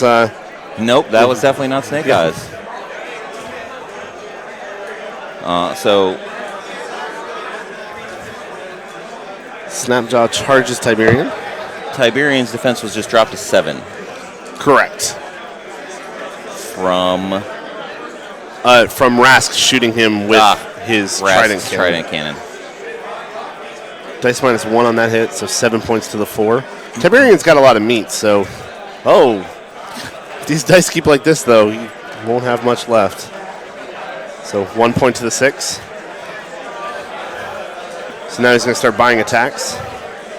He hits. I mean, Tiberian's sitting on just 21 armor with that shield. 4 to the 1.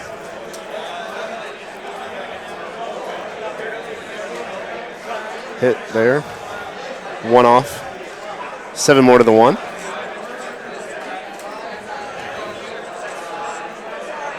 Tiberian's looking hurt. Hits with a bite. Dice -1. Dice off the table. Ooh. 3 to the 6. He's got 2 points left, and last attack, he hits. Just enough, pretty much just enough to kill Tiberian. Tiberian, who saved the control point, isn't going to save it a second turn in a row. It's going to be the biggest Swamp Shambler on the table.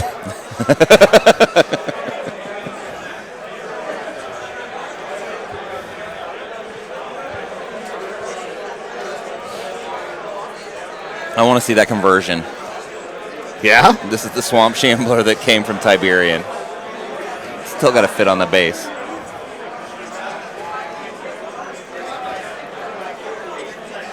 Got Spiny Growth on Snapjaw.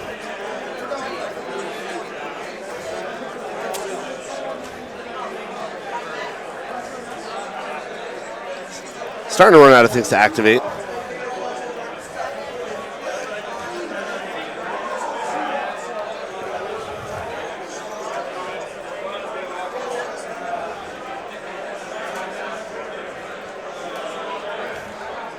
So all he's got left is the Wrestler here. Doing some math. Looks like the wrestler is going to run, I'm guessing. Waiting for his declaration.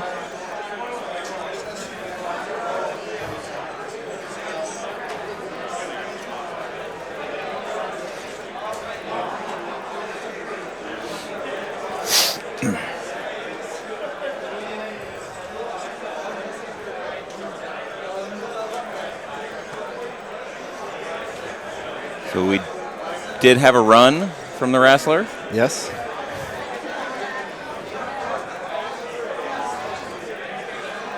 So Rickard's going to earn his third point. And so Rickard has 3 control points now. And there's no inhospitable ground.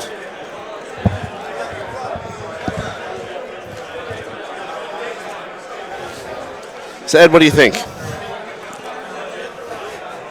I think there's a lot of Swamp Shamblers jamming up those lines. Yeah.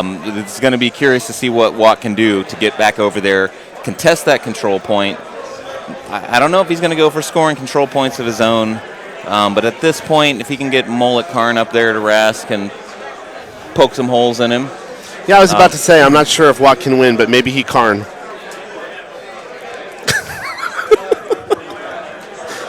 You know, we get a little commentary, a little banter, and we get the Michael Plummer stand-up routine. It's not very good. So Watt's doing a lot of thinking here.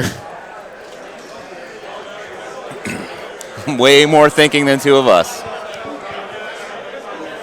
31 left for Watt and 21 left for Rickard. I mean, I don't think he's going to be able to assassinate Rask, right? He's sitting there, he's got admonition, and even if you can get past the admonition, he's got call to sacrifice with those bog trogs. That's a lot of killing to do. Absolutely. He really needs to be looking at denying the scenario, not necessarily going for an assassination. And maybe taking out some of Rickard's heavy hitters. Yeah, the more he can take out, the better. So Defender's Ward is staying up while Fury is dropping.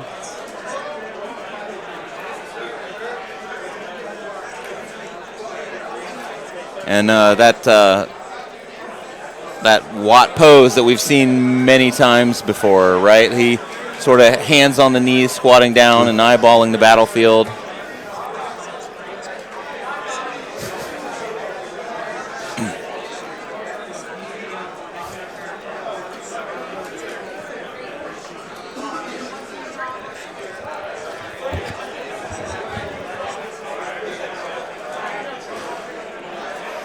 So the Archerai kills the Shambler.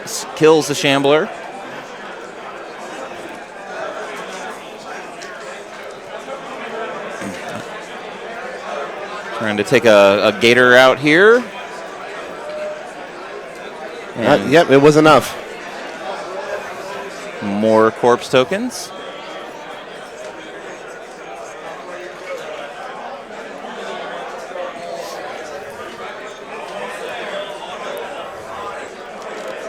Confirming the P+S of the Archerai is in fact 12 and not 11 like the Satrati.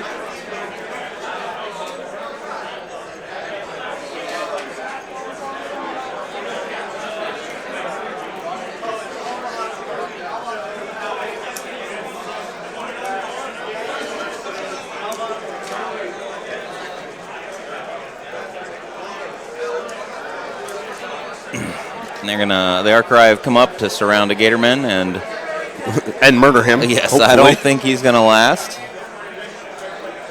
It's 3 points there.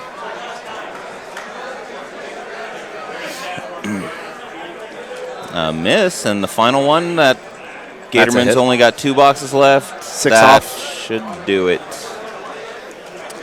Does he get a corpse token? Looks like no corpse.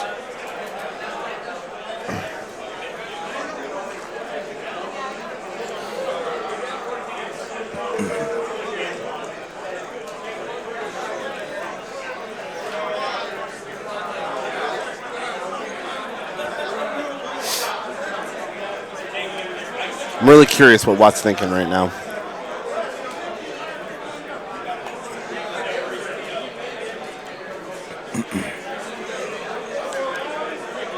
So our Pain Giver Beast Handlers are advancing, and looks like just a little bit of shifting around. Maybe trying to take out these Shamblers. I suspect they're going to lash some Shamblers. They're pretty low def.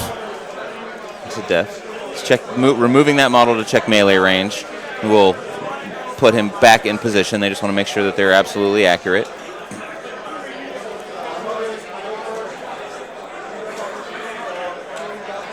He's got to decide what else he may want to do with these beast handlers. He's got a few more to advance. Oh yeah, martial discipline. I'm just going to walk right over here. Excuse me. Just weaving through the cataphracts. Just do what I want. Pardon me. So check melee to the Swamp Shambler. Hits and kills there. He's going to open up some Moloch Karn. One more to go. And I believe he's got 2 in melee range of it. Let's see what we got.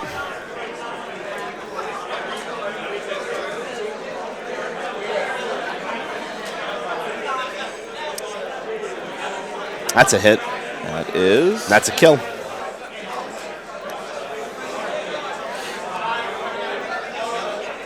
Yeah, he's got to make the damage rolls because anatomical precision will only trigger on living models, but the Swamp Shambler's armor is pretty low.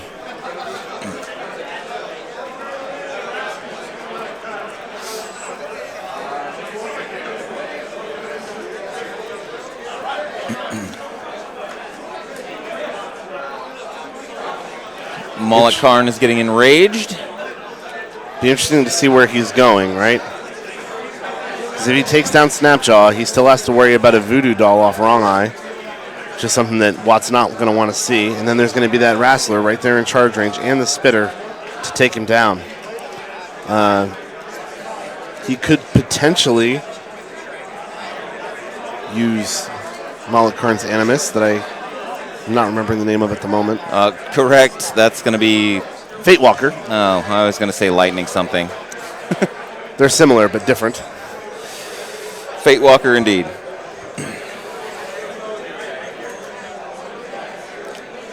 All right, so some Satrati advancing and shield walling.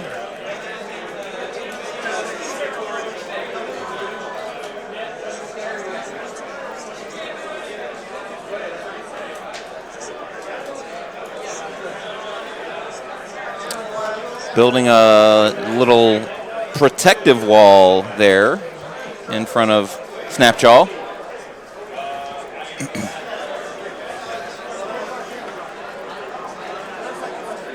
Oh, it looks like he's gonna go down the center.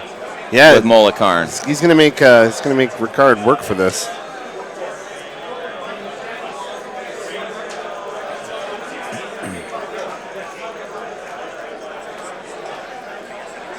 Let's try to hit for 3. There's a big hit. Indeed. 5. That's a big hit. So it sounds like 7 points more? of damage. Yeah.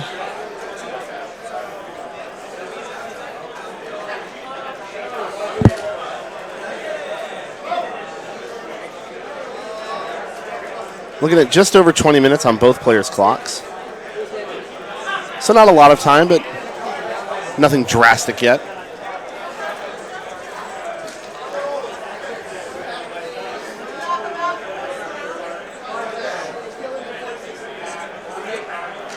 All right, another posse goes down to the Satrati attack.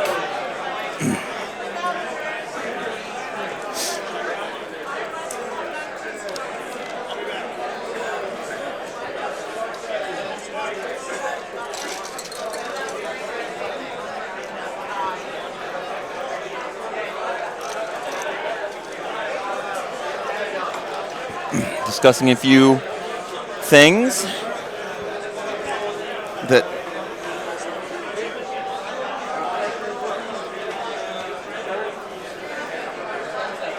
so it sounds like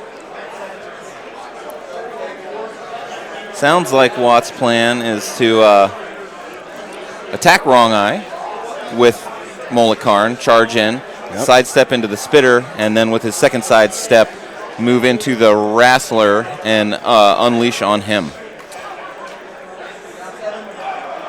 So, and Xerxes going to kick things off, it sounds like, with a little bit of fury, by casting fury onto Karn. That's going to make him quite the killing machine. Hopefully his dice hold on for him.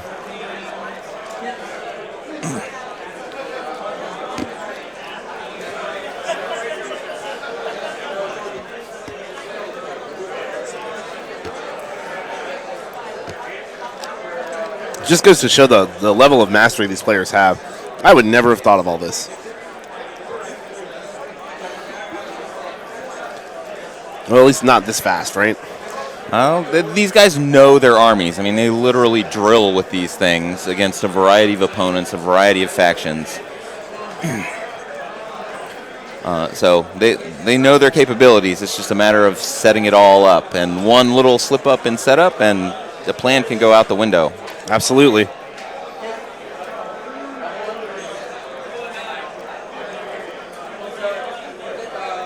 So Watt's activating Xerxes, Fury on Karn, and checking his control area to make sure that Karn does not sidestep out of it, which would be unfortunate for Watt. It's the one thing about these low Fury casters is it's easy to get out of placement.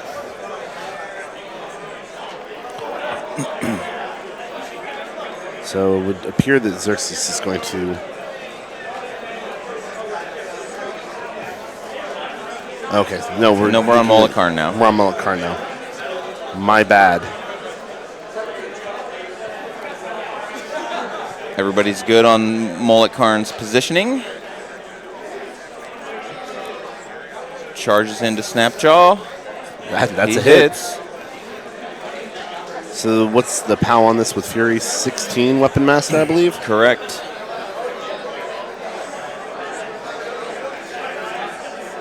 Horror!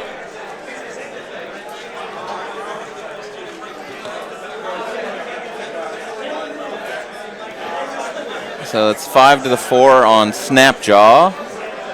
I don't think the plan here was ever to kill Snapjaw, but certainly you want to deliver some damage back, and then we get 2 to Karn 6 thanks to Spiny Growth. Yep. We're going to get the sidestep here, 2 inches. I always love watching Karn sidestep. Unless it's on the other side of the table from me. That's right. Well, we both play some Skorne, so we know the joys and the terrors. Sidestep, no free strike, and clarifying that. Swing and a hit on the Ironback Spitter. A little better on the damage roll there. No, that was actually on Snapjaw. Oh, wow. Nice. He's still going to be able to make that second sidestep. Yep.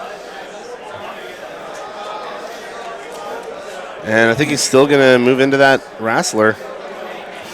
I would be less concerned about the Spitter than the Wrestler for certain.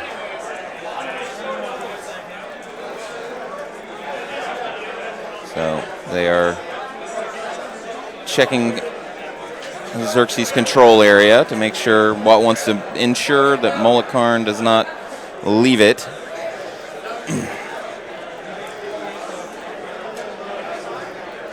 And he is definitely within reach range of that Wrestler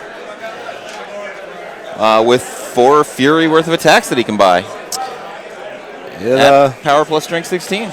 He's still going to have to deal with that Swamp Horn next turn. We'll see.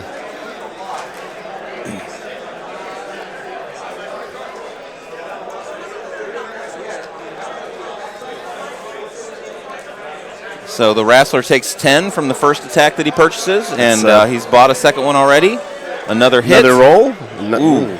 That's not a bad roll. It's average, but it's going to hurt. It's exactly average. POW 16. That'll hit because Karn's oh my goodness gracious. So there's 16 on the dice. That That's happened. a 32-point hit, and he still can attack the Spitter if he wants, and it looks like he wants. What Mullet Karn wants? Why would he not want? Mullet Karn kills.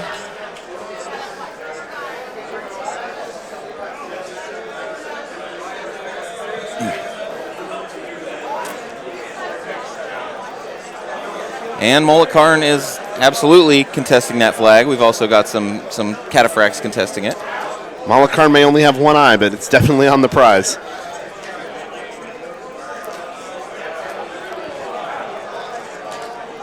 You're too witty for me to come back. I got nothing. Neither do I. You have your wit. It's a valuable commodity.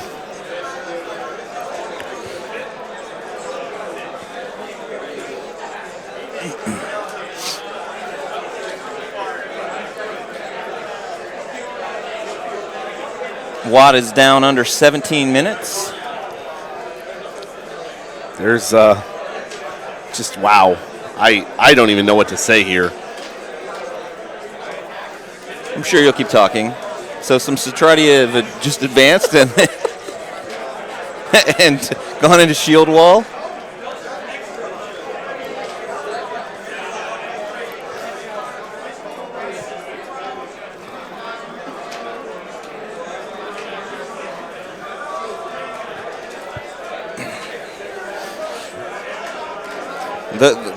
The back and forth.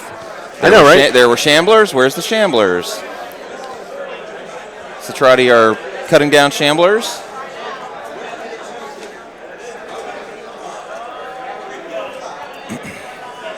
I think Watt's doing a really, really good job here of mitigating, for lack of a better way to say it, of mitigating the loss, right? Like he's getting models in there to contest, and he's throwing his pieces in there where they need to be to give juicy targets. Like he'll probably lose Mullet Karn next turn, right? But he's not going to lose everything else, and he's going to be able to just keep pushing in there. He just will mop the floor with 2 heavy war beasts. I mean, so I think that's a decent trade, right? And absolutely.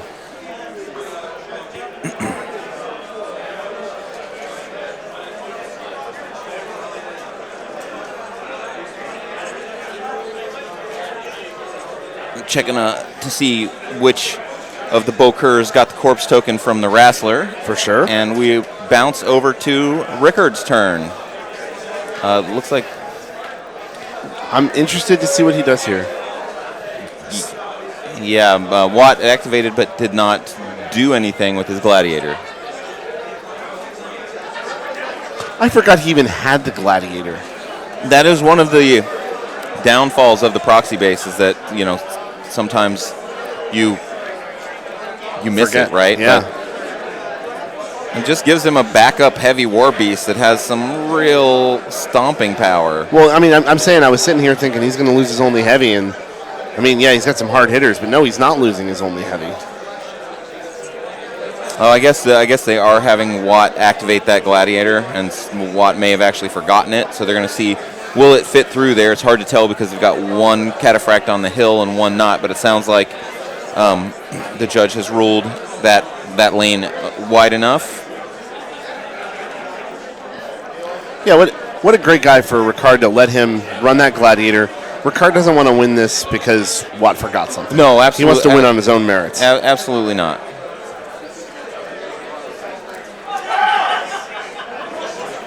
Winning on a technicality is not how you make a champion, and these guys are both deserving of a championship here. Absolutely.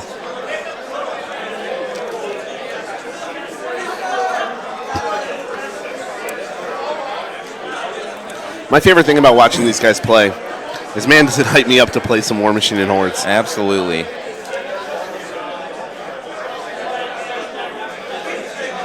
So we got both units of Satrati and Shield Wall, which Jason has reminded Rickard of. We got some more Shamblers coming on the field. Jason lamenting the lack of fire rolls.